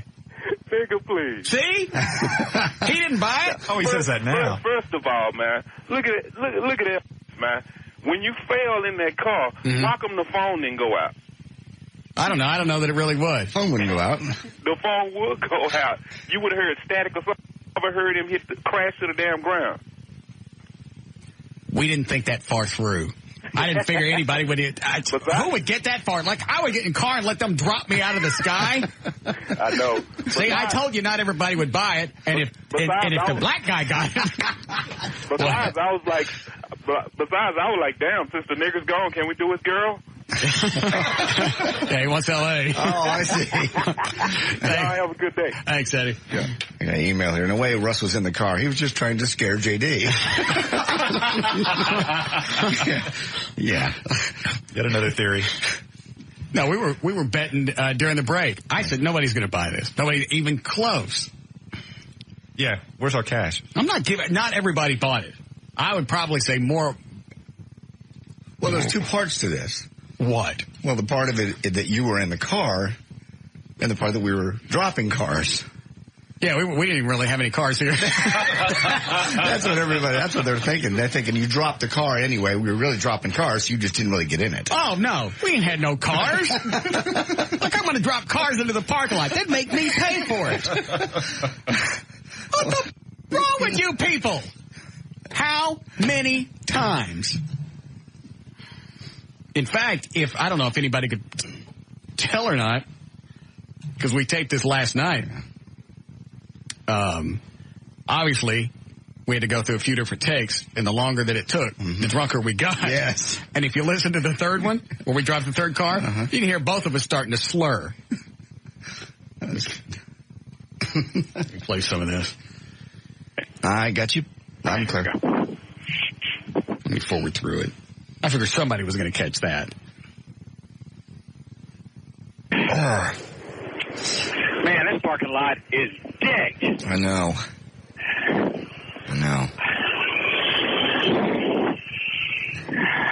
And you're just going to... You know what? This thing doesn't look that old. It just... See? You can hear him starting to slur. Yep. Well, it's what? It was still very good. Rear end, it's gone. No, that was it's relatively new, and it just got rear end damage, and it's got... hang on, let me walk away. It's a what? It's good. Drunk. What is that, Toyota? I believe that's a Camry. Let me look. Yeah. It just looks like it got rear-ended. And the rear end's gone. And somebody sold the glass out of it. The front end's still cool. Yeah. Hey, you know what? Hold on. What did it take us? About an hour and a half, 2 hours? Yeah. A couple hours to edit. One of the U.S. cops said, obviously a host job. JD didn't say GD on the cell phone. See, I told you. What did I say last night? Told me last night. This would be one of the few times I'll let a GD go, and that'll help sell it. Yeah, you're right. Of all the times that you'll do it off the air, you wouldn't do it over the cell phone. I don't do it that often. Please. When I panic. How many times do we hear you say GD ends? Never. Please. John. Constantly. Never, ever. Don't help me, please. Well, just off the air. You're right. No. Hi, Joe. Hey, Russ, God, I love you. People are so damn stupid. I can't believe they would fall for that. See? Yeah, you're great, dude. Thank you. Well, like I said, how many people said, oh, no, Russ really isn't in the car, but they're really dropping cars. Well, and after the fact, it's really easy to go, oh, yeah, I knew all along. I figured that a long time ago. Yeah, I totally forgot about faking the cars. Yeah. The chick on 5 Piss? Is that Gail, our Gail? Hello? Yes, ma'am. You are so sick. What? You had me so freaked out. I was almost in tears. I was crying. Why? Because I thought you was dead. I can't believe you pulled that kind of stunt. We've done this before. And how many times have I warned you, don't believe anything that you hear us do? Oh, my God. You're crazy enough to do this. That's why I think, oh, my God.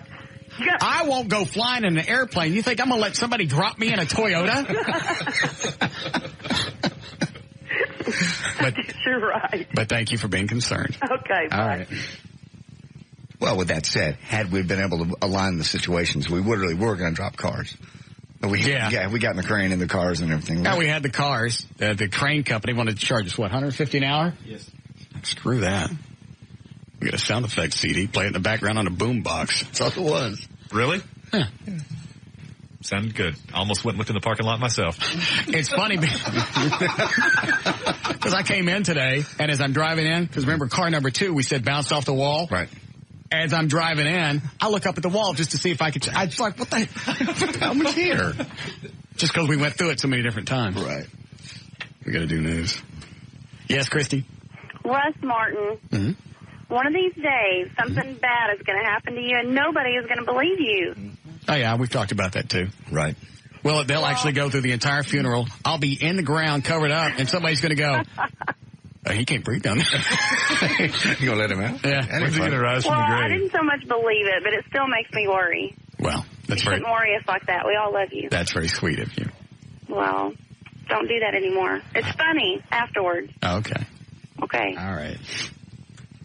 Well, if you weren't buying it, why was you just scared? Yes. Yes. It's easy to say that now, as I said. All right. Did somebody get a phone call or an email that said the Liz Wild Show was talking about this last night? What did you get? Someone called in and said that they had mentioned it last night, that we were all huddled in the studio and working on some big bit. Oh, they did. Are the Liz Wild people here? Not yet. They should be here momentarily, though. Well, here's an email about it. Last night, one of the guys in Liz Wild Show was talking about how you guys were up there working on some stunt. I was just waiting to see what it was. Good job, though.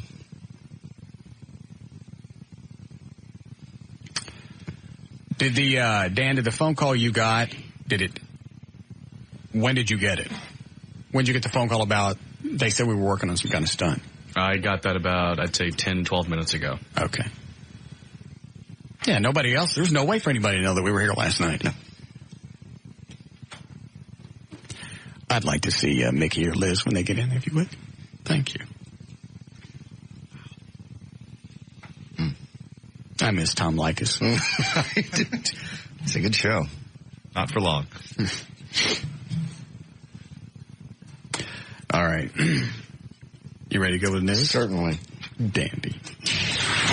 All right. Did you do a legal ID earlier? All right, 6:15. Hold on, I'm not ready. Hang on. What? I'm not ready yet. Let's see what this guy wants. Yeah, Greg? Yeah, man. You had me and about 3 other morons out there running all over the place in front of your station, around your station, looking up in the air, looking for a freaking crane about the time you're supposed to be dropping a damn Volkswagen. And, oh, dude, you had me there. All right, thanks. I ain't paying. Yeah, I peeked my head out, saw cars driving back and forth, people looking up in the air. What the hell is it? I'm still not paying. The bet was that they thought that I really got in a car and hit the ground. That was not the bet. The bet was where they bought it, the whole thing. We were even dropping cars. No, they didn't. I think almost everybody believed we were dropping cars. Probably, yeah. But I don't think anybody's stupid enough to think that I would get in a Toyota, have somebody yank me up 10, 15 feet off the ground, and let me go. That's why the chick was crying. Because she didn't buy it. Here we go. You ready? No, she didn't. Hold on. Last one, and then we'll do this. Yes, Heather? Russ, I fell for it. Hook, line, and sinker. I was worried sick. I almost pulled over because I was in shock. I thought he's dead. Katie's out there screaming, and Russ is dead. Well, I'm glad you're okay. I'm glad it was a joke. It was funny now, but I fell for it. Okay. Stop being stupid. That was the whole purpose of this exercise. Yes. Just to go back and reinforce how many times. Won't matter. They'll buy it the next time. Yeah, God forbid the day a gunshot actually goes off in this room, somebody drops something and something really happens. Firemen won't even come. Oh, Fire Station 47? They won't even come here. Yeah. All right, let's try this again. 6:17, J.D. Rhines on Live 105.3. Thank you, Russ. Brought to us by Service King Collision Repair Center. It's on the Airport Freeway in Irving. Eddie will be there from 11 to 1 tomorrow. Come on by his lunch for you from Applebee's on Beltline Road in Irving. Authorities investigating whether Rush Limbaugh illegally funneled money to buy prescription painkillers. In his third day back on the air after rehab, Rushbaugh responded with a blanket denial of the allegations first reported Tuesday by ABC News. Hey, a man changing a flat tire choked to death. Oh, what? I don't know. I'm trying to figure out what what Dan's typing to us on the call screener. Yeah, Barry? Hey, I knew it wasn't real because Dan Lewis didn't come rushing up there to take your job. All right, go ahead. A man changing a flat tire choked to death on a bag of marijuana he stuffed down his throat in an apparent attempt to hide it from the police, who stopped to help him earlier today. Current police officers had no idea Nicholas Sandoval, who's 24, had drugs when they spotted him on Interstate 35 in Corinth. Officers noticed a plastic bag lodged in the man's throat. It was too far down for them to extract. They kept trying to until the ambulance arrived. The medical personnel were able to remove it. Sandoval was pronounced dead at the Denton Regional Medical Center about 3:30 this afternoon. Sandoval had been convicted in Denton County of multiple counts of marijuana possession. A vodka drinking competition in southern Russia, in that town, ended in tragedy with the winner dead and several runners-up in intensive care.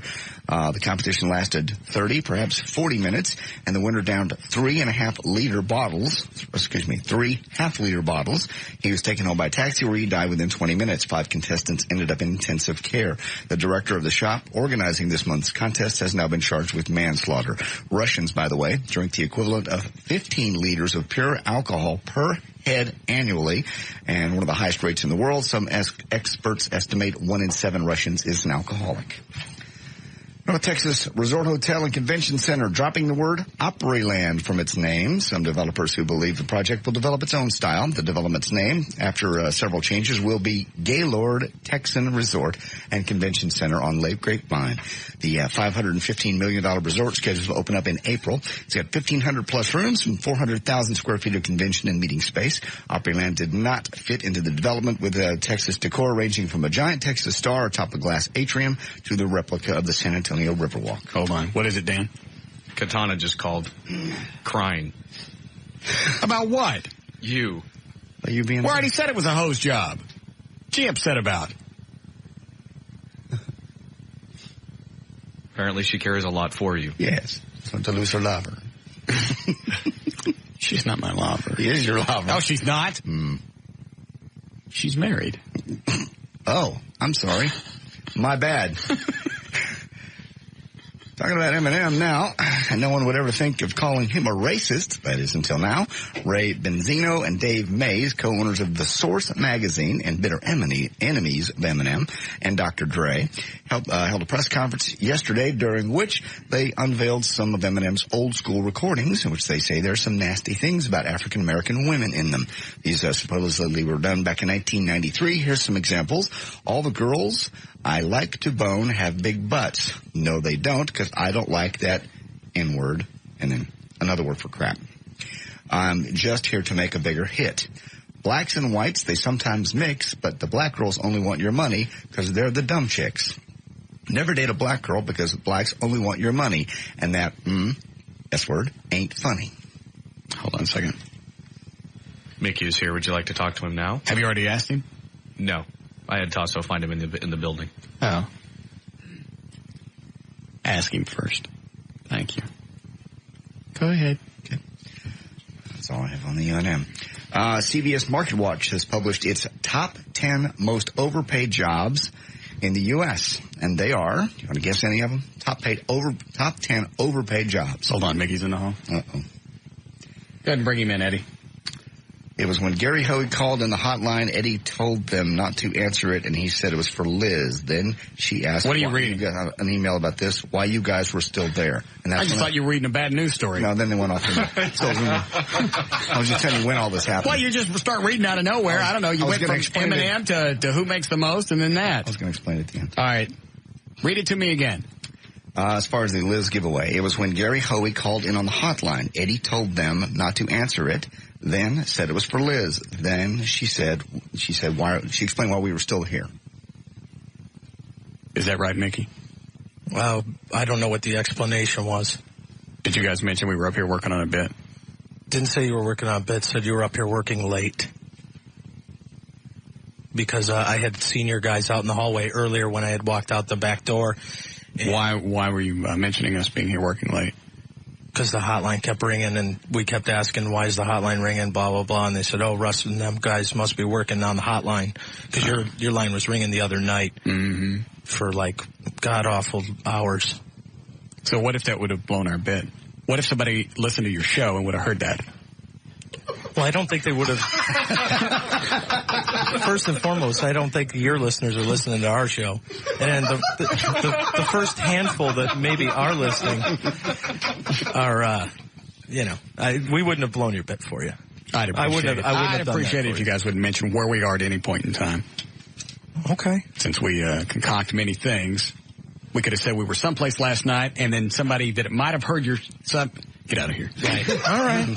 You're confused and flustered. I understand. No, that's quite all right.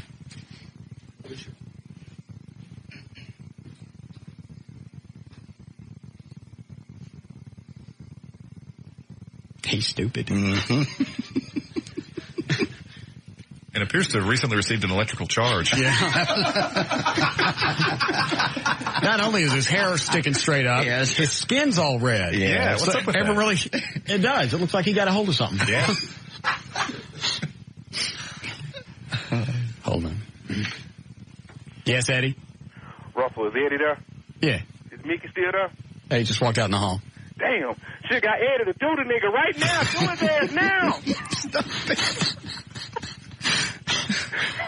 All right, I'll get him on it. Hey, I like it when black people call other people ends. Line up a bunch of black people on the phone just to use the N-word. That'll be funny. We'll see if we can go for a record. God. Go ahead. Top 10 most overpaid jobs in the U.S. according to CBS Market. Liz Wild Show. No. It's not on there. Are any of these guessable? Yeah, well, some of them are. Yeah, most of them are, actually. Once you hear them. Overpaid? Overpaid for what they do. Did we talk about this last week? Something like a college dean? No, we just talked about a story that they make way too much money for. Like $800,000. Yeah. No, I don't. Give me number 10 and number 10 is wedding photographer. These guys charge. We've talked about that. $2,000 to $5,000 if you're rich, up to $15,000 for 1 day of work, and then they develop your film. I have never understood that. It's madness. They work about a half a year, and then the average make about $100,000 a year. If I ever got married, I would just do what a lot of people do: is throw down those disposable cameras all over the place. Mm-hmm. Let them snap those. Exactly. Sure. Hey, a guy come in right there at the very end, take the group shots, pay him a couple $100, get him out of there. Ain't paying anybody $15,000 to snap photos. It's ridiculous. What they do. People do it all the time. Go ahead. Number 9, pilot for a major airline. Pilots at airlines like Delta and United, who have about 10 or 12 years of experience, pull down, what do you think a pilot makes at, let's say, 10 years experience flying a big jet? $100,000. $250,000 a year. And I don't think you can overpay those guys. Well, that's true. That's not somebody I only want to give $15,000, $20,000 to fly a jet. No. I would say that they're not overpaid. But the guys on the ground that are mechanics that actually keep the airplanes going don't make anywhere near that. Okay. Well, the FAA... it says that they can't work any more than 30 hours a week. Is that still true? It is, I think it's... And they also have to retire earlier than most people. 60. Okay. So they deserve to make more. Okay. I didn't make up the list. All right. Number 8, West Coast Longshoremen. On the West Coast, the Longshoremen's Union has cornered all the ports and basically holds the shipping industry by the shorts. Plus, poorly educated cargo handlers make an average of $112,000 a year. Office clerks, $136,000 a year, and the foreman makes about $177,000 a year. All right. Number 7 is airport skycaps. Standing outside the airline terminal, they make about 30. Who came up with this list? They seem to have a hard-on for the airline. Yeah. CBS Market Watch.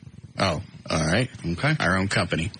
Yes, airport skycaps make about $30,000 to $40,000 in base salary. They also make about $300 a day in tips. They can actually when it's going well. So that's about $100,000 a year to move your bag about 9 feet. Good. I'm not tipping them anymore. That's good. That's the biggest thing I hate about traveling is you got to tip somebody at least every 30 feet. Yeah. Especially if you're going to a resort or, or whatever. Oh, yeah. Foreign country. And they don't make it possible for you to carry your own stuff. You can't even touch your own bags at resorts. Normally I tell them to leave it alone. Yeah. And I didn't realize this until you told me a couple of days or that day on the beach when we went to, I can't remember, it didn't matter. We were out of the country, we were traveling. It was our first day checking in, and the maid's telling me how she doesn't work on Sunday. Mm-hmm. And I said, well, we're leaving on Sunday afternoon. Okay. And she told me like 3 or 4 different times. Like, great. Have a great weekend. Did you immediately know what she was doing? Yeah, hitting you up for a tip. Oh. Didn't work. Not with you. I mean, most of those resorts, they leave envelopes specifically for that purpose. Hi, I'm Lupe, and I'll be cleaning your room this weekend. Well, then you wait till Sunday. But I'm not giving you the tip in advance. Well, she's going to be gone Sunday. Well, I don't know that she's going to do a good job for the next couple of days. It's absurd. It's a faith offering. Well, I didn't believe. Number 6 is luxury real estate agents. The average guy sells normal homes. They make about in the mid 5 figures. But if you sell the luxury homes, you make a commission. You can make that much, at least on even one pricey sale. You make what? If you sell luxury homes. Like Trey sold that $5-6 million home. Right. So you'll make 40-50 grand in just that one sale. Well, but they don't sell that many houses a year, especially him. It's true. Luckily, he's screwing the boss.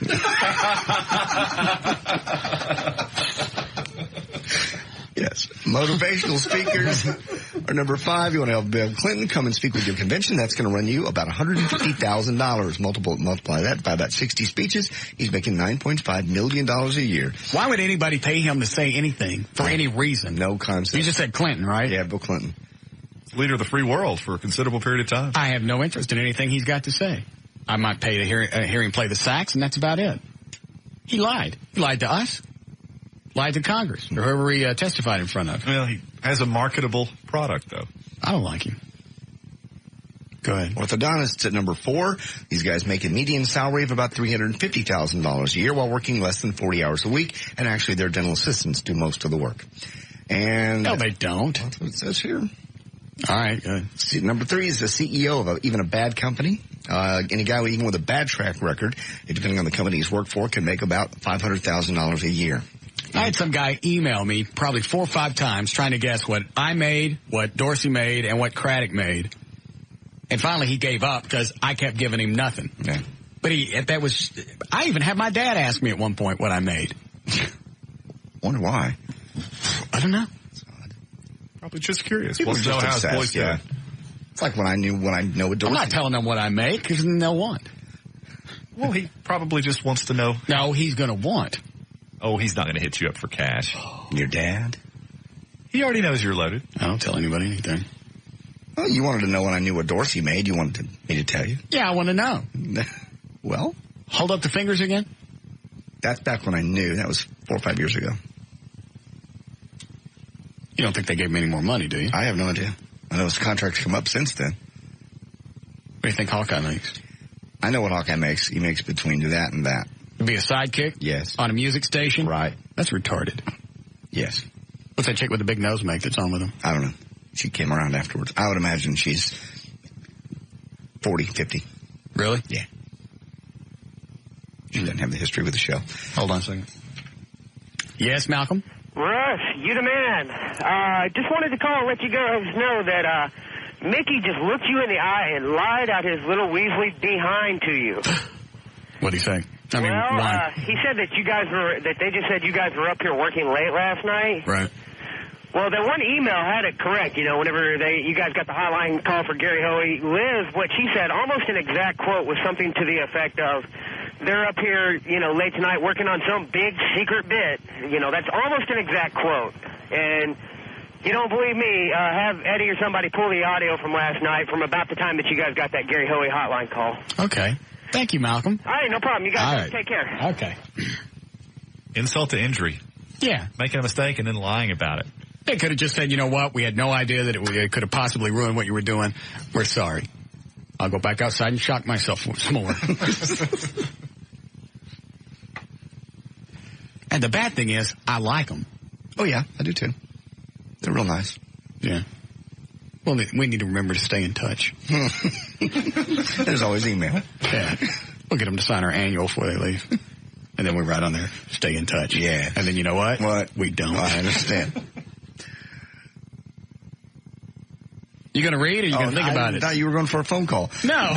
You just stopped. I thought you were reading it yourself. You leaned over that way. I thought you were going for the phone call. No, Eddie's telling me we got a break. You can finish. Number 2, washed-up pro athlete. Baltimore Orioles paid Albert Bell $13 million this season. He never picked up a bat. He was retired, but they owed him the cash. And number 1, they say mutual fund managers, 70% of mutual fund managers still weren't beating the market, weren't winning for their clients, and these guys easily make $500,000 to $1 million a year.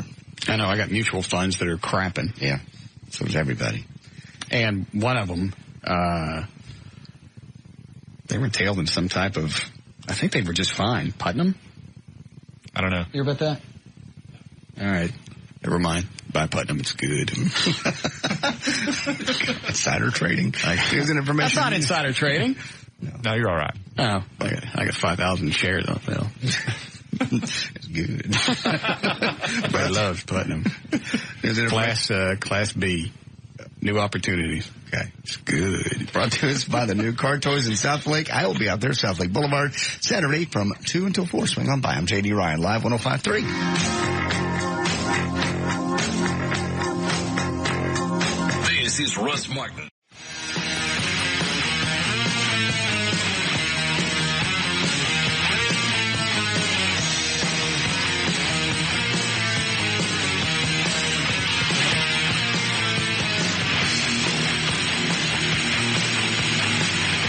Any part of this Russ Martin Show, hear a repeat on the overnight broadcast, 2 a.m. to 6 a.m. on the Alternative Talk Station, live 105.3. Okay. What are we playing? Rock and Roll Jeopardy. My bottles go with a cork. For some reason it's not fun drinking if it don't make noise. You'll make do. This doesn't carry the same weight. Listen. Yeah, you're right. All right. I'm sorry. What'd you say, Eddie? Rock and Roll Jeopardy. What's our category?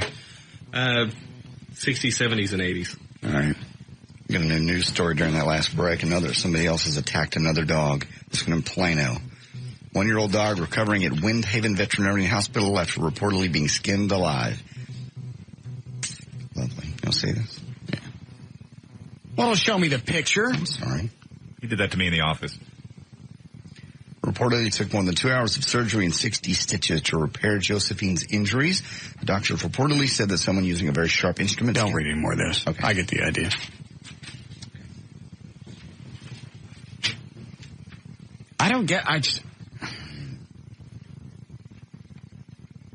You can almost buy it. Almost. If they had done something to somebody. Yeah. But just, to do something to get kicks out of it.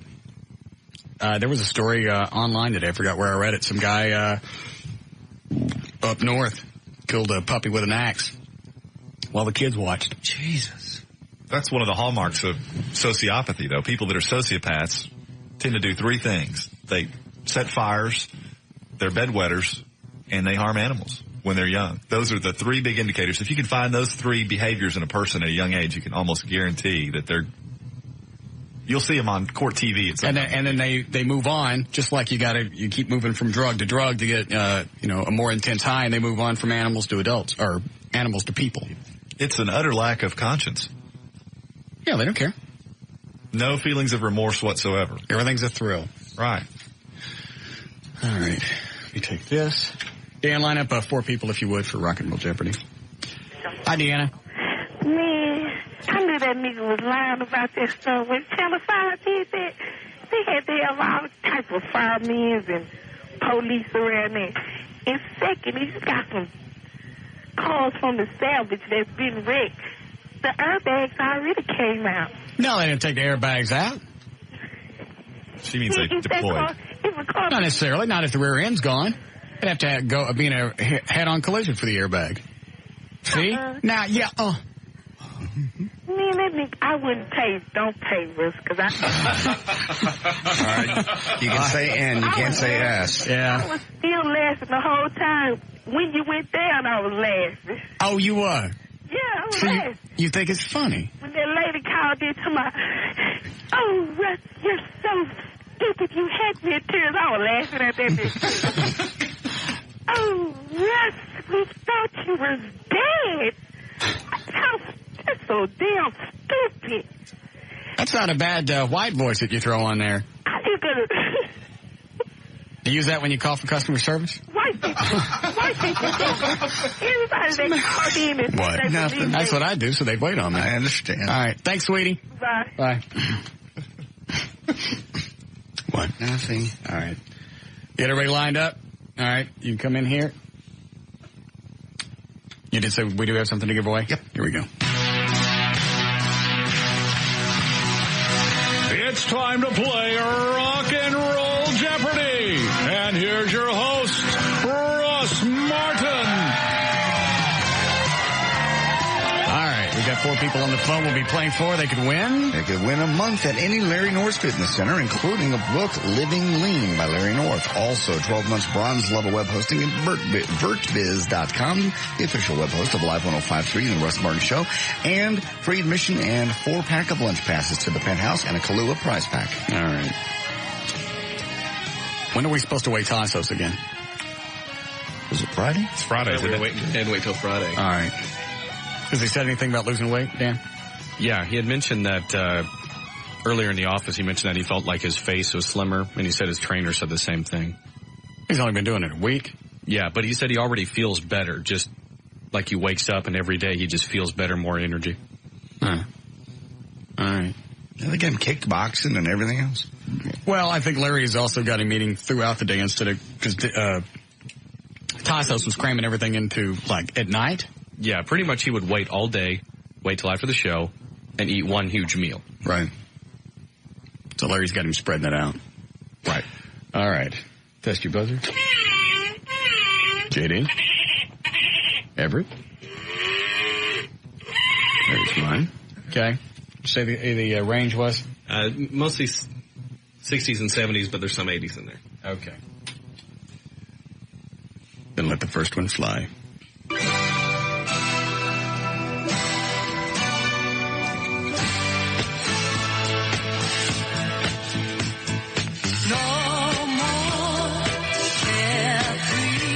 Come on, John.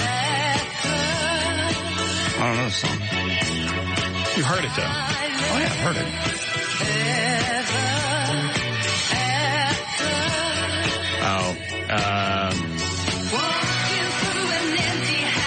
It's ABBA. I don't know the name of the song. What is ABBA? Knowing me, knowing you. Right.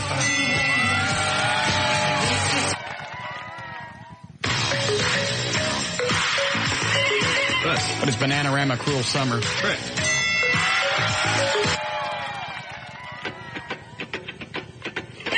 Russ. What are the Bee Gees? Jive Talking. Correct.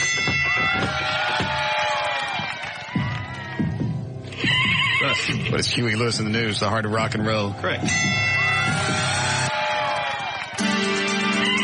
Russ. What is Loverboy? Turn Me Loose. Correct. Aren't you getting these, John? Did you add a lot of these for dope? No. When you were at the Eagle? No, I don't do dope. How many spins a Loverboy to get a gram? I never did dope. Or coke or anything else. Turn me to. Yeah. Good. What is, what's missing a point? Quit. Everett. What is Motley Crue, Too Young to Fall in Love? Correct.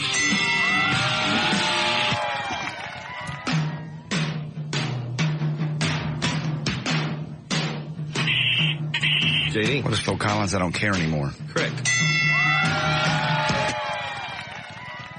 Oh, Mama, I'm in Everett. What is Styx, Renegade? Correct. Is there a Dairy Queen in Plano? Well, you know there is. Somewhere. Gotta be. Yeah. Dairy Queens were mostly rural. No, I've got one right by my house. We got a couple of calls. Apparently there's only one, and it's on the far east side of Plano. I am not driving out there to Walmart to take her a Blizzard. You told her she would. What am I going to get out of it? Nothing. Okay, so what's the reason? Well, I won't drive to a chick's house now if I think I'm going to get sex. I'm going to drive to Walmart to meet Jennifer Love Hewitt. She's going to forget me 10 seconds later. True. Pretty much. She couldn't even take time to come out here today. She's treating you like you treat chicks. I don't like that. How's it feel? I don't like it. As soon as she said, bring me a Blizzard, it's like, okay. Busy schedule. She didn't have a car. She can't get around her own. She's got somebody to drive her around. If she wanted to. My favorite was the "you're lost" comment. And I know that wore well with you. You don't come out, it's your loss. Well, I guess it is. Mm-hmm.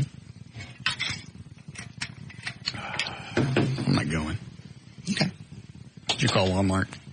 Yeah, I'm waiting for a call back from a higher-up manager. Just in case I decide to go, I want a place to park the Batmobile. Of course. How much do you have to go to find somebody to reserve a parking space? I'm just curious. Somebody in the camera department. Yeah. I was just going to say, apparently pretty high. The person I spoke with was just an assistant manager. Okay. I'm not going. Go ahead, Eddie. What is Tommy James dragging the line? Correct. Is that with the Shondells? Without the Shondells. Okay. That's when he went off on his own in 1971. Russ. What is Wild Cherry Play That Funky Music? Correct.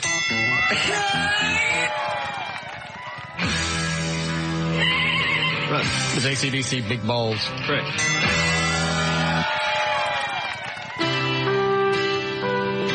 John? Don't look at me. I have no idea what this song is. Yes, you do. What does Barry Manilow look like? We made it. Correct.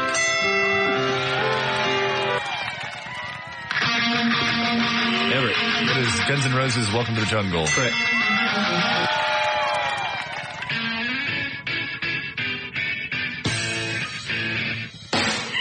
Russ. What is Play Guitar by John Cougar Mellencamp? Correct.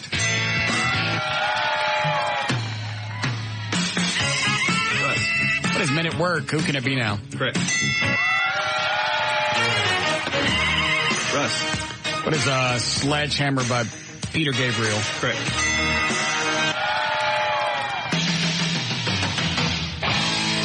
Everett. What is Quite Right? Bang Your Head? Correct. Everett. What is Van Halen Jump? Correct.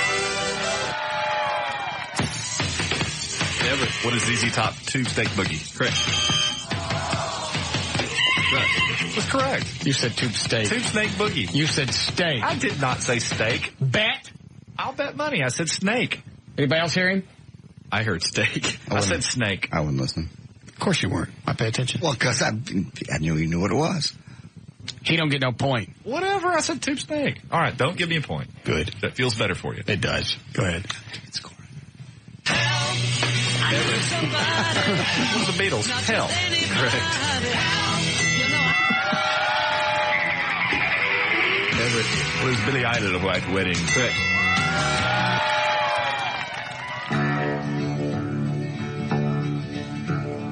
Cowboys ain't easy to love and they're harder to hold.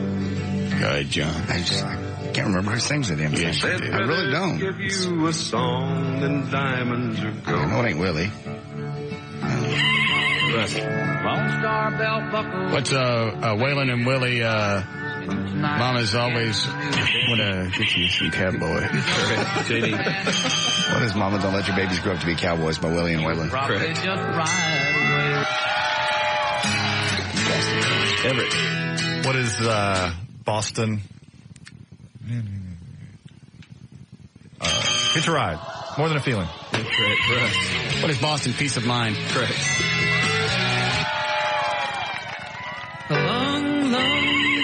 What is Don McLean? American Pie. Correct. That's a good crapping song. Yeah. 8 minutes, 25 seconds.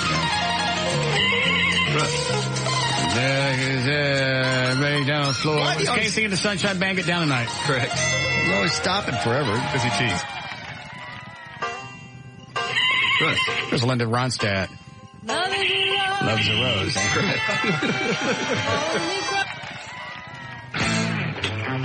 Everett. What does Leonard Skinner Do That Smell? Correct.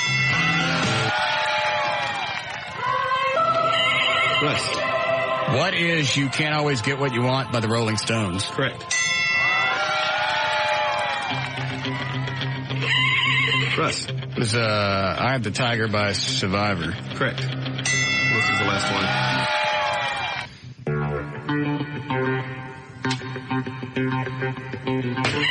Russ. What are the OJs for the Love of Money? Correct.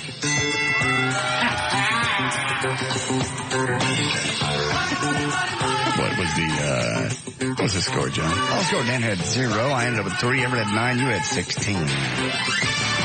Tell Miguel what he's got. He's got month at Larry North Fitness. Any one of the locations. Also, the book, Living Lean, 12 months, bronze level web hosting service from VertBiz.com, the official web host of Live 105.3, The Russ Martin Show, and free admission and a 4-pack of lunch passes to the penthouse and a Kahlua prize pack.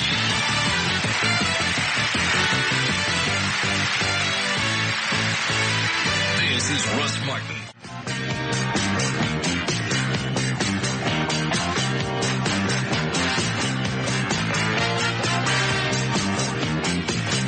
I didn't see it. What was in the box that came for you, Everett? You're not going to believe it. I don't get it. Plastic snakes in a mason jar. Bring on the sermon. The dance that he does when you... I'm taking up snakes and drinking strychnine, boy. Now, who is it that does that? The fellows up in Appalachia. And are the snakes supposed to be poisonous? Yes. So why do you do both? Seems like it'd be one or the other. Poisonous snakes or drinking the strychnine. I guess just so you got your bases covered. All right, so if you really believe in God, then none of that's going to do anything to you. Right. Poisonous snakes, strychnine, it doesn't matter. You're going to survive. You'll be fine, and you're glorifying yourself to God in a very white trash sort of way. I have to see this. Yes. I got them. I'm ready. I will throw down $1,000 if Eddie don't lose it. Yeah. He's borderline already. Because I know what Everett looks like. Now, you put the snakes like in between your fingers and hold them over your head? Well, I was considering my approach, and I think given the props, I'm going to, what do you think? Snakes over here, strychnine. That way I got a free hand for drinking. All right. And one for snaking. This man has a doctorate. I realize. 2 doctorates, right? No, just the one. But 2 degrees. Yeah. But your doctorate in jurisprudence. Yeah. And what's your degree in? Psychology. Okay. I can take up snakes if I want to. Yes, you can. Here. Let me give just a taste. Here we go.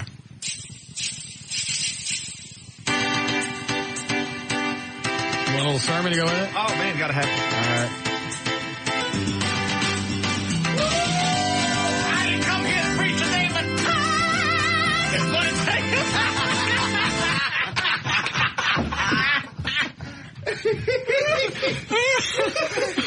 That's gotta go on the web.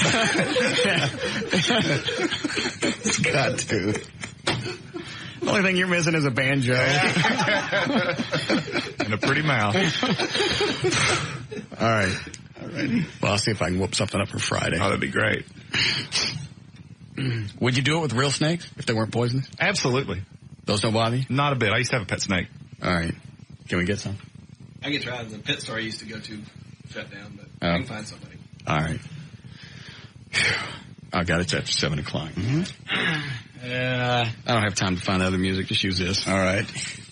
You can watch Everett. Hey, come out and hang out with Eddie tomorrow at Service King Collision Repair Center, 3910 Airport Freeway in Irving from 11 to 1. Lunch from Applebee's. That's also in Irving. Everett, passes to I think it's more effective if you got both snakes over your head. Let me try it like this. All right.